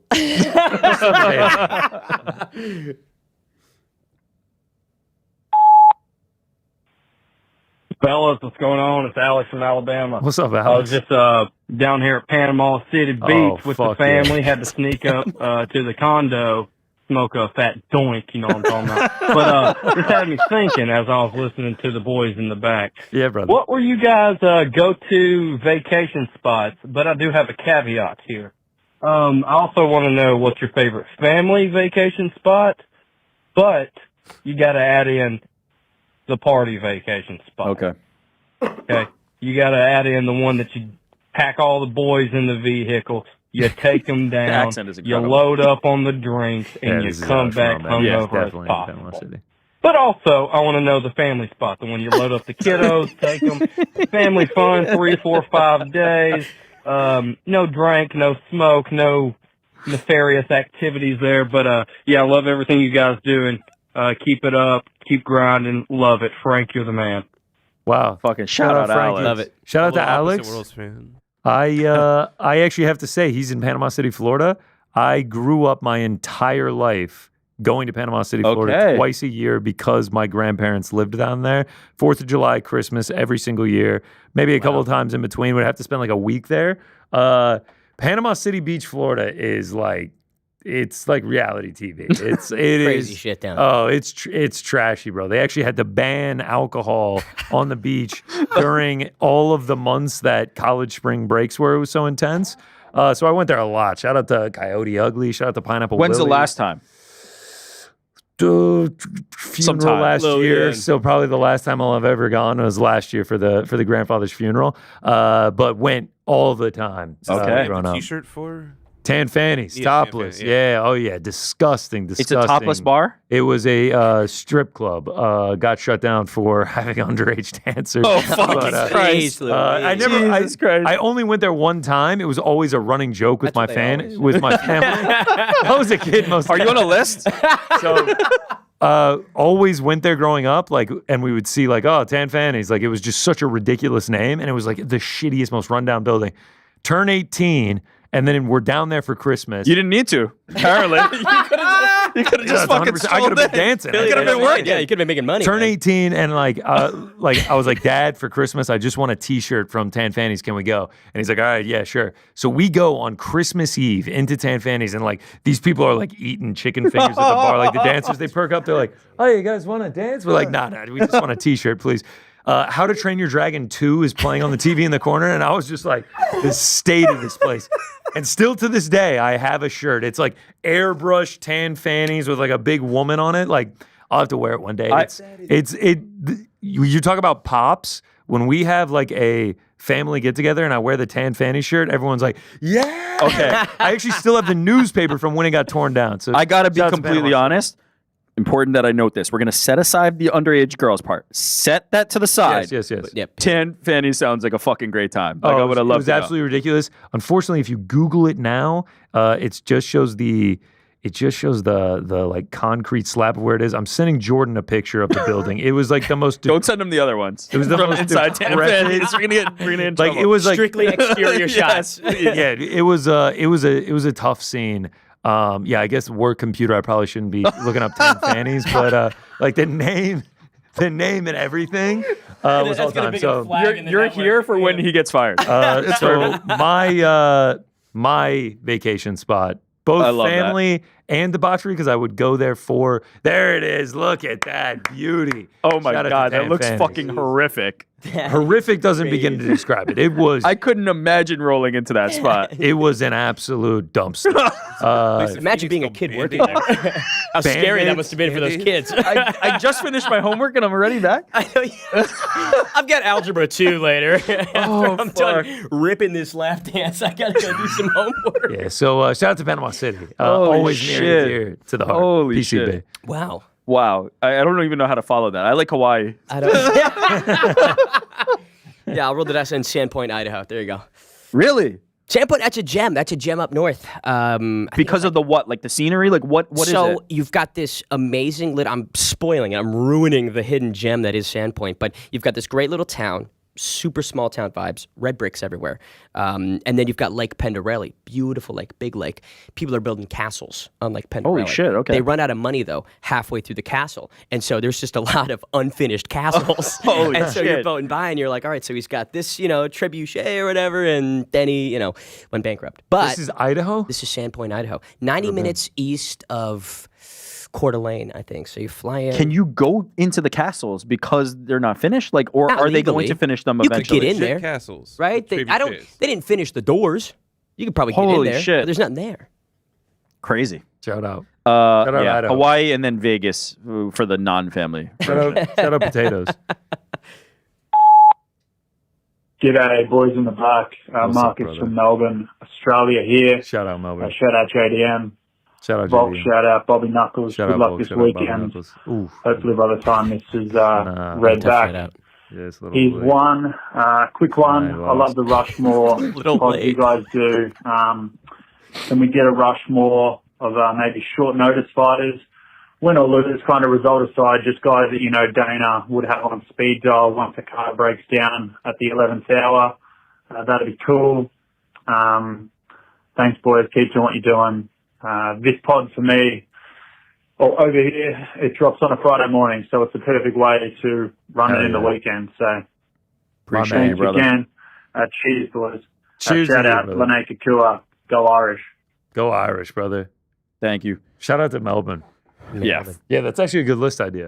It's a good question. Best short I feel notice like we could replacement. do like them off rip right now. Kevin Holland, number 1. Chael Sonnen, Enough. Cowboy, Chris Lieben. There's we kind of know who those guys are. That Tony you Moicano? probably. Yeah, not though. Stick him in there. Shout out. Kevin Holland is definitively number 1. Yeah. If you call that man to fight anywhere, anytime, and there's money involved, he will be He's there, there. guaranteed. Just gonna Josh too. Yeah, shout out Dial to her up. Josh. Yeah. Dial her up. Get them checks. I feel like Strickland's taking some of those. Yeah. great Oh yeah. fights, Oh, you know. for sure, dude. He main evented. I'll never forget. I know he had the winter break, like the 1 month break, but he main evented back-to-back cards. Yeah, that's sick shit. Yeah. Hey, boys in the back. This is Steve, What's up, Steve? Miami. Hey, just want to let you know I'm the manager down here at Smith & Walensky. I've got a great special coming up for you. Buy 2 Gorgonzola crusted steaks, get 2 free. Want to fly you boys out here. Make it right. Smith & Walensky's going to treat you guys right. Sorry what happened last time, GC. Won't happen again. Thanks again, boys. Okay, that was an all-time call, and it is so fitting. If you don't know the story behind that, Smith and Walensky's down in Miami, I went.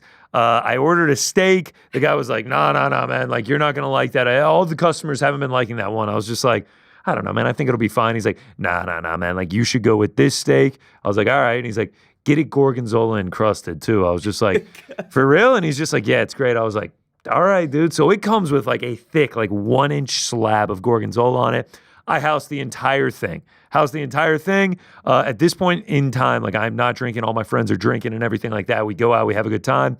Get home around like 11, midnight, early night in Miami. Go to bed, wake up 45 minutes later.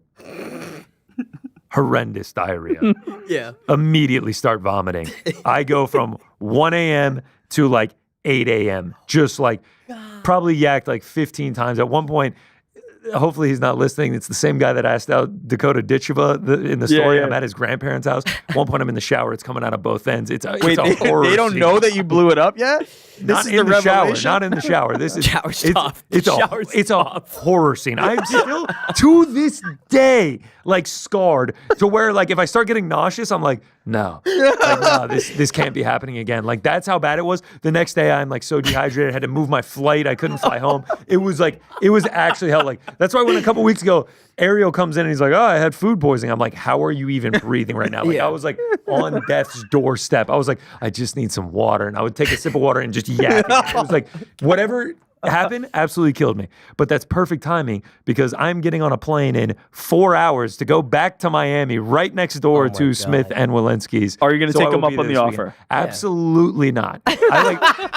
There's a Smith and Walensky's in New York, and people are like, "Oh, I went to Smith and Walensky's last night." I'm like, God rest your soul. I hope it was safer than my time. It was one of, if not, I will say, I flopped down into a bed at like 7:30 in the morning. Someone was like getting up all hungover. They're like, "You all right, man?" I was like, "No." I just had I died 4 times. the worst night of my life, bar none.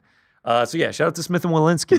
Great food. Great food. Make if you're sure in the Miami area, service is great. Always go with their recommendations. It's a perfect time to say that this segment is sponsored. No, This segment is brought to you by Smith and Walensky. Yeah, 2-for-1 deal on the gorgonzola encrusted steak. What a That's perfect time to call. crazy. Oh, it was terrible. It was shout out Smith and Walensky. Yo, boys in the back. It's Jimmer. What's Just up, wanted Jim? to say, first of all, thank you guys for all the love and support last week. Meant a lot. But second of all, had a question this week. Do you guys think that if Khabib never retired, that we would have seen a more active Conor McGregor? Because to me, I think a part of him died the day that Khabib retired. I think that a part of his passion, a part of his fire, just really died right there because he knew he'd never be able to get that one back. But I don't know. You know, maybe he would have still broken his leg and still retired, but I just feel like maybe things would have turned out a little different. Let me know what you guys think. Yeah, so I mean, like Pieces. peace, brother. Thank you for the call. We have the video of him like watching Khabib retire, and he's just like, you can see it in his face. Yeah. He's like, man, like this can't be happening. Like I got to get that one back. So like maybe he lost a bit of motivation, but we discussed it on the show this week. I think the Floyd fight was the real turning point in his career. The payday that he got, like the eyes that he got on him, the attention of the world, and then he comes back and fights Khabib and loses. That's where I feel like the shift happened. There was a multi-year stretch after Conor fought Khabib where Khabib was still active, right? So if it did light some sort of flame inside Conor and he really was eager to try and rematch Khabib and get it back, I feel like we would have seen greater intensity from him in the UFC from 2018 to 2021 when Khabib retired. But Conor didn't do that. So it's hard for me to think that he really, in his heart of hearts, wanted that one back.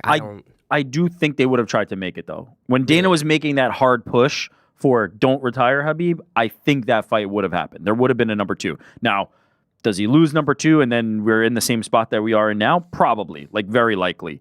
But I do think we would have seen at least one more Conor Khabib. There's too much money on the line. That's the only reason Dana White would want Khabib to kind of stay around. You do that one more time and you just fade into the background. Yeah, that'd be brutal though. Yeah. Run that back, 2021 Conor, 2021 Khabib. Yeah. No, Habib would have won. No doubt. What's going on, boys in the back? What's up, brother? Eric, GC. That's your boy, Outlaw. First time, long time, all that. I just gotta say, first of all, Eric, I'll put life savings on Marcus Buchecha submission. What happened? You done played me. Second of all, fuck, I'm sorry, man. I got a question more of just in general. RDR coming off with a win. What is that? 3-4 in a row. Yeah. What do you guys see for RDR? Who is his next matchup? I think Izzy will be a great matchup because I think it will put RDR into that level of stardom if he gets a win over Izzy, and also I think it would bring Izzy back if he lost. So I just want to hear from y'all what y'all think about that. Who is RDR's next matchup? All right, love y'all. Peace. First and foremost, condolences and apologies on the Buchecha bet. I was right there with you. You guys ruined him. Oh yeah. Homeless now. If you need a place to stay, don't ask me. But yeah, 10 units a lot to do with Buchecha not being able to get a single takedown, and when he did, didn't do much with it. Yeah, shout out to Marcus Buchecha, the nightmare of the heavyweight division. Tom Aspinall's quaking after that one. Tom Aspinall can finally rest easy now. He's been sick the first half of 2025 because he couldn't sleep because of the fear of Marcus Buchecha. RDR, he's now 5th, man. I don't know. People were talking about Paulo Costa. Paulo Costa's 12th. I know he's a big name, but I feel like RDR is looking either for the title or someone above him. What do you make of Izzy? He said Izzy. Yeah, availability. Izzy wouldn't be bad. It's just, does Izzy want to take that fight? That's my question. That's I don't think Izzy would. I mean, maybe Izzy would. I mean, he took the Imavov fight. I think Izzy might, but I would actually personally rather see Costa. I'd rather RDR see Strickland?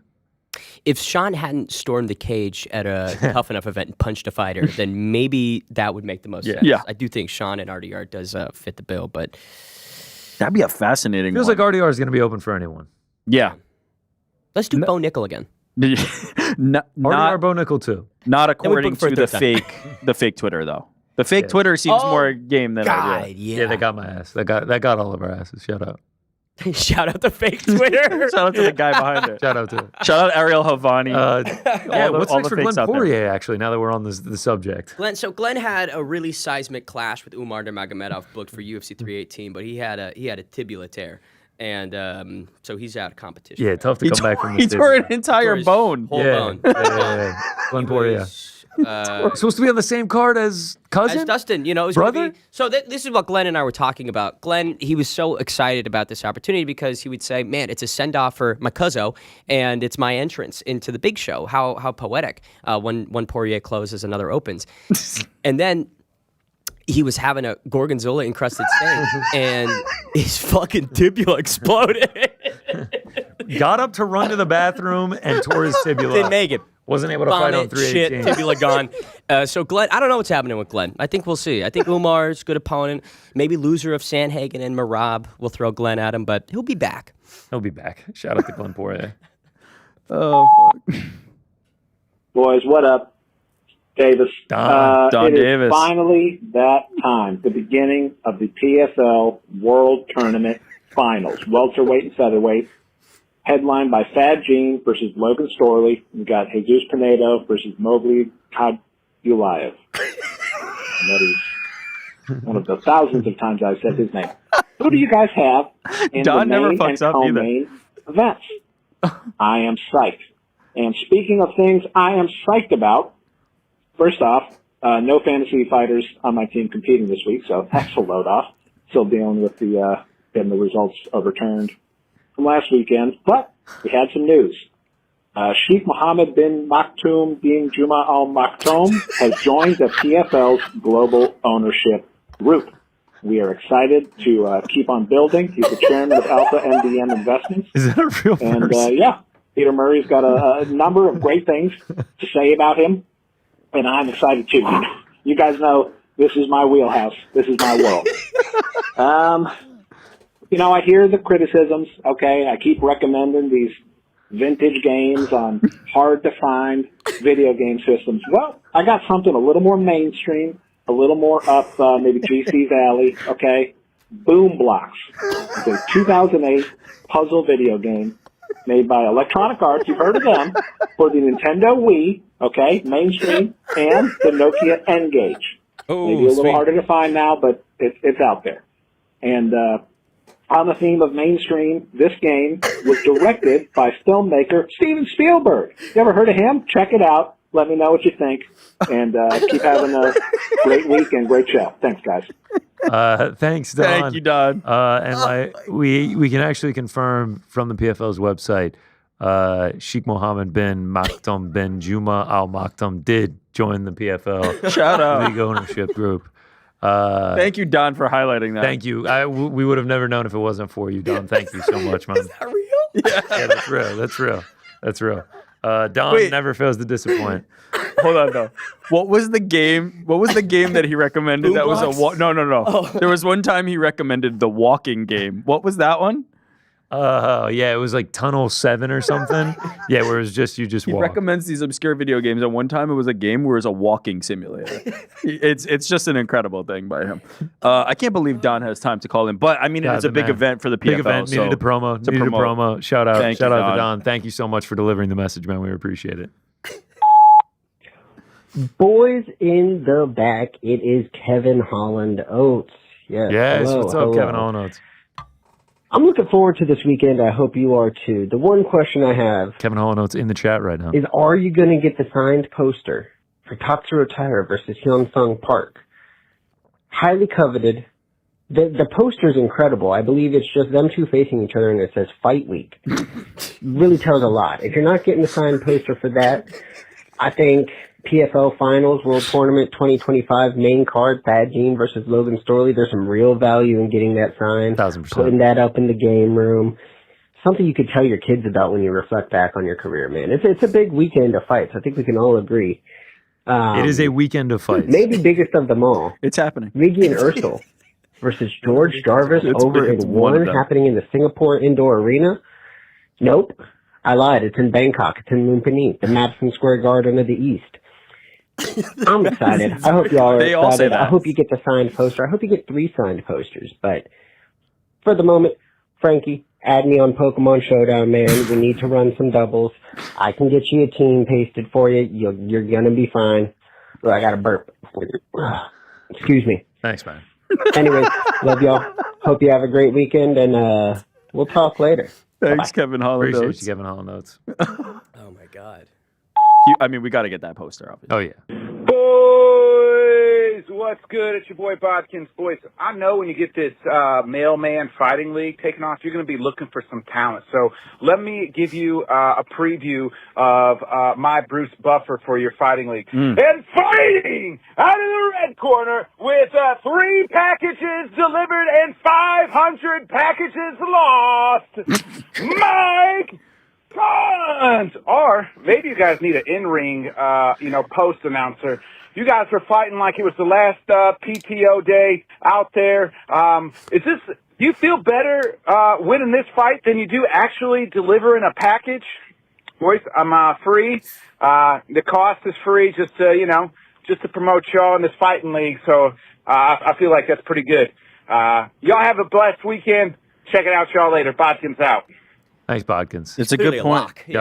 We do have to fill out the rest of the roster. Let's break some news. I mean, do you want to be involved in Mailman Fight League? I think it makes. What experience do you have? Did you ever deliver papers when you were younger? We need to get a paperboy division. I thought about it. Yep. That's enough. You're in. Yeah. I thought in one ear, at the other. Boom, I'm locked. Shout out to Bodkins. Man, weather looking a little rough out there. Frankie's like, hey, let's move boys on in the back. before we die. It's Frank. What's up, Frank? First time, long time. We've been down since MMA Hour, me and my wife. Oh, let's go. We Thank love you. watching y'all. Good show. Shout out to Frank in the back. Hey, I love a shout out. latte with a po' boy. I don't know about the shrimp cocktail, but a latte with a po' You gotta boy, try it. that's for me. Shout out to GC. My wife is from Guyana, so mad love to Guyana. I want to know if my wife can get a shout out. Shout out to my beautiful wife. Shout out to your Back beautiful home wife. in Florida. I'm a truck driver, so I'll be on the road. My baby's holding it down for me. Shout out Y'all Guyana. can give my wife a shout out right now. Just pump up the volume for her, Name? Thanks, Shout out boys. truck drivers. Shout out to your wife. Shout out to Guyana. Oh, that was the whole thing. All right. Shout out to your wife. Shout out to your Shouts.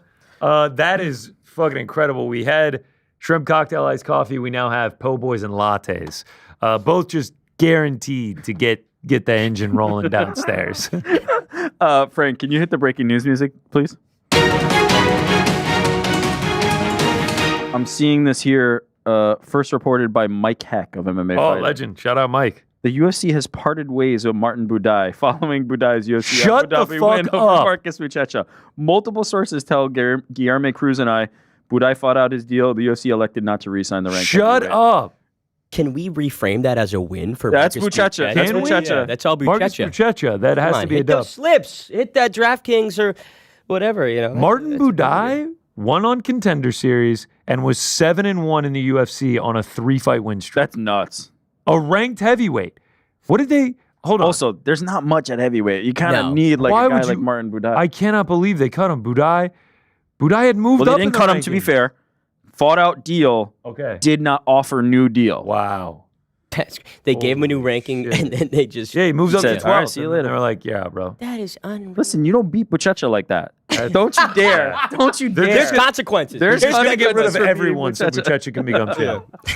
Just cut everybody in front of Buchecha in the rankings and The fast only two track him. people left are Tom Aspinall, John Jones, and Buchecha. What a ridiculous show this has been. It's been fun. Breaking news, Martin Budai cut. That's crazy. Not cut. Parted ways. Parted ways. Shout out to Mike Heck and Guilherme Cruz, Brazilian Beast. What's up, boys? Brett from Nebraska. What's up, Brett? Shout out. Shout out Tyron Lue. Shout out Tyron Lue. Did my athlete challenge. Fell short of the line. Only hit 555. All right, so I said a Emailed pretty it to close Rick. line. You said a I really said good like line. 590 and a half or something. Yeah. Have a great rest of your week. You're the man, Brett. We'll get him next time. Thanks, Brett. Thanks. His brother wins the day, though, unfortunately. It's all right. He tried to name like 600 random athletes in an hour. Like he just had a Word document and he was just naming. Yeah. Picking 'em out. Yeah. 555. That's pretty good, though. That's solid. Connor set the line at 590 something. What up, boys? Calling in from the best state in the union, the state of Ohio. Anyways, I want to talk about this heavyweight fight That's what they happening in say. October. Why is everybody acting like Gon has no chance and is a complete scrub? I've been an MMA fan for more than 5 minutes, so I'm not casual. And I remember when people were saying, like, this guy is a new generation at heavyweight. He's the best striker ever, moves like a middleweight. I understand doesn't have momentum right now because of the controversial decision win over Volkov. But I don't understand why that Volkov rematch would have had more hype, considering Aspinall already finished him in the first round. I think this is easily Aspinall's hardest fight because he's facing an opponent that can match him in speed. Anyways, I want to get you guys' thoughts on that. One last thing before I go. Greatest TV show of all time, Vinland Saga. It's on Netflix. Check it out. See you guys. Vinland Saga? Vinland Saga? I don't know it. When it comes to the Cyril Gane thing, yeah, I agree. This could potentially be his toughest fight just because of where he's at in his career and who he's fought to get to this point. But Tom Aspinall has shown he's so much above everyone else in heavyweight right now that people still aren't certain it's going to be competitive. It's a Vinland Saga manga that is also on Netflix as well. Oh. Manga. Every so often, right? Every couple weeks, I see a new video of Cyril Gane, rolling, doing some grappling, and he's getting destroyed on the mat. I'm So with you. I just don't see a world in which, with Tom's grappling pedigree, this doesn't go his way quite quickly. Combo of Tom's grappling pedigree and also his ability to finish fights. Cyril Gane is not one of those heavyweights with just that one hitter quitter power. Yep. It's accumulation of damage when he finishes you. Tom Aspinall is not that. Tom Aspinall has shut him off. The best way to win for Cyril Gane, in my opinion, is leg kicks, teep kicks. I think what he did against Tai Tuivasa with those teep kicks, he should absolutely try and replicate that against Tom. It's just, again, I think the speed of Aspinall is going to be frustrating. I think how quickly Tom closed his distance. I mean, remember the Sergey Pavlovich finish? Tom was boom, ba, boom. I just don't think Cyril can take that. And the other thing is, against Pavlovich was offering something that could hurt Tom. Yeah. Gane doesn't have that. He needs to stay on the outside if he's going to win that fight. What's up, boys? What's up, man? Pipeline Mike calling from Mullen, South Carolina. Shout out. Thank you, GC. Appreciate the shout out. Oh, he got your ass. Blew my mind. I had no idea that Mirko Krokop's last name was not actually Krokop. Oh yeah, shout out. That just Crazy but true. changed my whole world. Been watching MMA for at least 30 years now, around 30 years now, and that's how good of a nickname it and is. I had no idea. So just want to thank you for that, and remind everyone to keep that white belt mentality and always be learning. And that's it. So Frankie, when you're done uploading the video to Spotify, add me on Xbox, and we'll play some Marble Madness. All right, later, y'all. Marble Madness. That was a top 10 call just for calling the shout out. Yeah. That was all time. Hey, it's Robert from El Paso. Shout out to everyone. El Paso. Except Frank. Fuck Frank. Wow. I was thinking about shit. the lightweight division, and I was thinking, what do Moving you right think onto of the this? lightweight division. Give Justin Gaethje the title shot. I mean, Ilya Taporia is probably going to smoke his ass. And why not do Max Holloway against Paddy Pimblett? I think that would be a pretty entertaining fight. And then you either get the Taporia-Holloway rematch or the Batty against Taporia. I mean, Taporia is going to win either one of those, I believe. So what do you all think about that? Max Patty? All right. The vitriol there against Frank and moving on from it was wild. So you must have done something to that man in the past, Frank. B, Max vs. Patty ain't bad. I feel like no one said that. That's not bad. Especially if Justin has no interest in signing to fight Patty. Somebody has to take him on. It does make sense for Holloway to try and take a crack. Big name fight. Somebody is going to have to fight Patty. And I don't know why nobody wants to fight Patty, but somebody will have to fight Patty. I mean, it seems like they're all avoiding Max him for Charles. some reason. I'm down for Max Patty, need be. Yeah. So then you do Charles Justin 2, Max Patty? Is that what we're What about Armin? lining up here? Armin Ilya? Yeah. Already? Title shot? Armin Charles too? Armin Charles too? I say already title shot. He was in a title shot. Armin, yeah, right. He had it. But he hasn't gotten that win. Yeah. Armin Gamrot too? I would still be cool with him getting a title shot. So would Armin Bobby Green? Yeah. Now we're talking. King Green. Is Armin versus someone top 50? Yeah. Max Patty, not a bad shout. I'm down for it. I'm down for Max versus anyone, bro. I'm down for Patty versus anyone I'm also too. down for Patty. fuck's sake. Anyone in the top 5. Somebody fight him. Hi, guys. Had to give a call. Ariel told me about your new show. Had to check it out. Shout out to Frank. It's so funny when he plays the noise. Shout out. But, guys, the reason I'm calling is I hear about this new tournament, guys. And George is so excited. I put my name in for the job, for the Postal Service next week is my interview, guys. I will follow up with you and let you know how it goes. This is a piss Shout poor out. George. Hey, hold on a second, motherfucker. Not everything's about Okay, the you, George. Diaz isn't bad though. You know, not everybody cares what you're doing, motherfucker. You know, I'm the real motherfucker in this tournament, George. I'm the real motherfucker out here running from dogs, fucking hopping fences and shit. You know, you're not putting in that work, George. So, you know, no one wants to hear that shit. I'm the real guy. Shout out. Hey, guys. It's Anderson, guys. The Anderson thinks the tournament's a big deal. Guys, What the shout fuck out to is Nick, this? guys. Shout out to George. They're great fighters, guys. But the Anderson, I'd pay they're good great money memories. for like a Anderson drives the CCTV cam truck, footage guys. of him making his doing phone calls. Anderson. I'm in a room ring the alone. doorbell. Who's the Anything first one is your supposed to be? number, guys. GSP? GSP. It's crazy how he got GSP, Nick Diaz, and Anderson all in one. All on one call. That's crazy. Actually, last person, I also want to put my name in the list. Alistair Some people Overeem? say, Alistair, you might be too big for this tournament. The fact that you can 85 guess pounds. it is good. Well, I said, That's actually, how The George was by far used the to be low very big. bar. That's And how then everybody That's else. how it's supposed to be with Okay. impressions. You shouldn't have But to now, I figure no it out. longer You eat should beef, know. animal products. Actually, now I'm pretty smart. This shit is going on way too long. All right, let's dump this one, Frank. Before I used to play, Let's dump this one. I used to be a postal worker. And This is 2,400 subs. Maybe this is the Boston in me, but I cannot understand how everyone in the world has seen Happy Gilmore and they go, well, the movie sucks, but it's good. Listen, guys, if it sucks, it sucks. Just say it. What are we doing here? Ariel's sitting there glazing this thing like it's a jelly donut. What are we doing here? Shout out Glaze. That's all. Bye. Yeah, I don't Did you know. see Like it? it's just like so it was a fine movie. I didn't know that they were doing a second Happy Gilmore. Wow, you've been living under a rock. I guess He was so. 2 months in fucking Chile. That's true. Yeah, I was disappeared. No, so like all on my social media, it's just like videos of Bad Bunny being a caddy out of nowhere, and I was like, what the heck? I don't. Is it bad? Is Happy Gilmore 2 bad? It's fine. It's not. It's not bad at all. Fine. It's not great either, but it's not bad. Sandler made like what, $200 million on it? Yeah, I'm sure. I'm sure a shit ton of money. Good for him. What's up, boys? What's up, man? Henry from UNC here. Hey, legend. This is our guy. Got a couple of hard-hitting ones for you today. Rip them. Connor, I know you're a big Street Beef guy. Have you seen the YouTube series where Mighty Mouse trains death sentence before one of his fights? And if so, do you think you could take on death sentence in the Street Beefs arena if you guys were matched up? Also, I'm waiting on that pound for pound of Frank's pound for pound lists. Little meta. That one could be metadata intriguing. Got some good ones there. I really liked last week's with the nicknames. Thanks, man.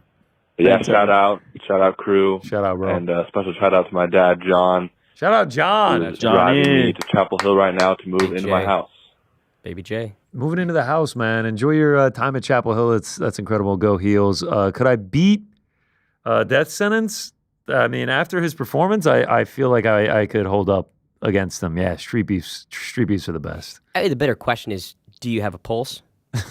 Yeah, death sentence struggled, man. That's all it takes. Is he not a good fighter? Well, you haven't seen I that haven't sentence? seen it. You're kidding me. I've seen the Mighty Mouse He interview posted with it. him. They start on the hog cam as they move up. It was a ridiculous act. I've not seen him Yeah, fight. I think he went like 0-6 before he recruited DJ. Wait, And time then- out. He's fought 6 times in this thing? I think more. I think more. And every fight he comes in with like the biggest energy possible. I think he literally said, I'm gonna bathe in your blood, and then he got knocked out instantly. Yeah. Again. And then he faked it. You see this? He faked it, right? He kind of played a little LeBron James on this one. But is he in on this gimmick then?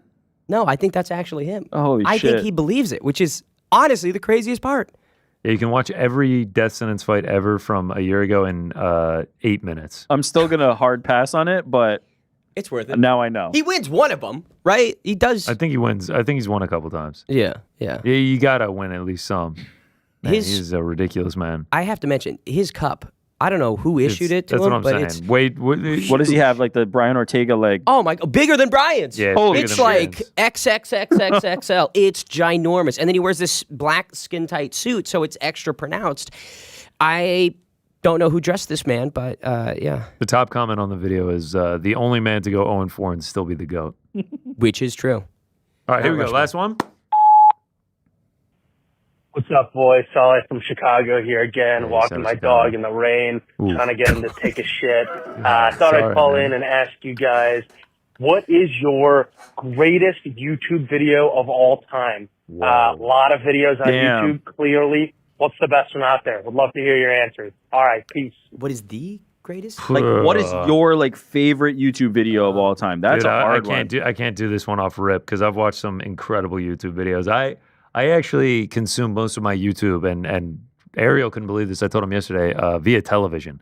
I sit my ass on the couch and just put it on the big screen. Cinematic experience. Yeah, I mean, one that I used to always go back to in the day after you hit the pen with the boys is a size of stars comparison where it's just like starts on Earth and goes to the biggest star in the universe, and you're just like, wow, we're not too big, are we? All time video. It's got like 50 million views. That's a good one. I'm really getting caught off the top of the head. My favorite is well, honestly, generally all the like news bloopers ones, but there's one specific. Frank loves the news. This woman is like, the so and so climbed Mount Everest, but he's gay. Gay. I'm sorry, he's blind. Cut the commercial. Yeah. News bloopers are tremendous. Yeah, I mean, there's some high level produced shit on YouTube now. There's some all timers. Too high quality. I would say like old Machinima Red versus Blue, Little Rooster Teeth. Oh action wow, back we're in going the day. way back. That's a nerdy yeah. cut. That's a nerdy. No, that's cut. not nerdy. Like, bro. that's- Teeth, huh? Someone in the that's chat enough. saying Tourette's guy.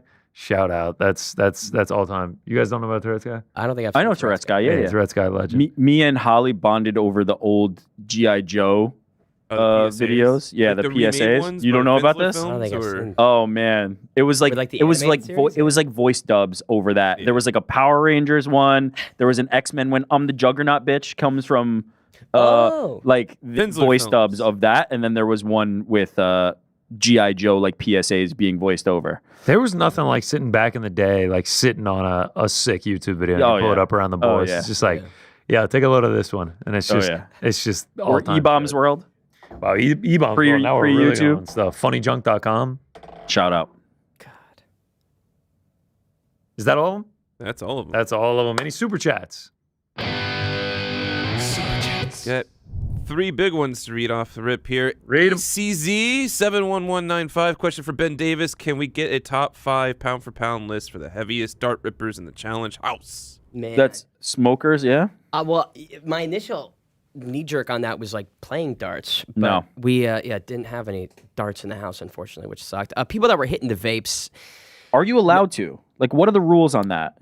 I don't know if they. I think there was a rule you can't. The question is whether or not it's enforced, and I don't think it was enforced all that frequently. I mean, CT, he'd be blowing cigarettes like a pack a day. And, you question him coming in like 270, and then he's also chain smoking like a motherfucker. He's like, man, I'm out of shape. It's like, yeah, dude, we know. We see you dying on the mountain. Yeah. We're aware. Like, I think Naya, she had her vape. Nani, Ashley, they all had their vape. Anissa, I think, was hitting a vape. There was like one vape that just kept getting passed around. Theo always had Was something on CT him. the only dart ripper? I would smoke with him. I would, I don't want to get crazy, but I'd be up there with him. Okay, did you smuggle in anything? You totally did. No, I didn't. Not like intentionally. They forgot to take some things out of my backpack. So like I had, I think a notebook. I had a pen, some things like that. Oh, but nice. I didn't try and snuggle anything in. I should have. Yeah, I mean that's probably one of the. Now you're a vet. Now you'll do that for next I'm time. gonna snuggle like a thumbtack and put it under people. Take out their feet. Are you saying snuggle or smuggle? Smuggle. What else we got? Super chat. Hunter Reptile Ho. My Fedor bobblehead is missing the same hand as the one on the desk. How did yours lose the hand? Probably us moving them at some point and actually dropping it. No idea. It's been gone for a while. And lastly, Cam63 looking for resale UFC tickets for Paris. Says I'll be there for my honeymoon. What websites are Shout out. Enjoy your honeymoon. Maybe don't go to UFC Paris. Just enjoy the time with your wife. Maybe a bottle of wine under the Eiffel Tower. UFC Paris works, though. Kyle Bahalio versus Nasruddin Imavov says romantic. You'll remember it for a lifetime. But if you are looking for resale, Ticketmaster.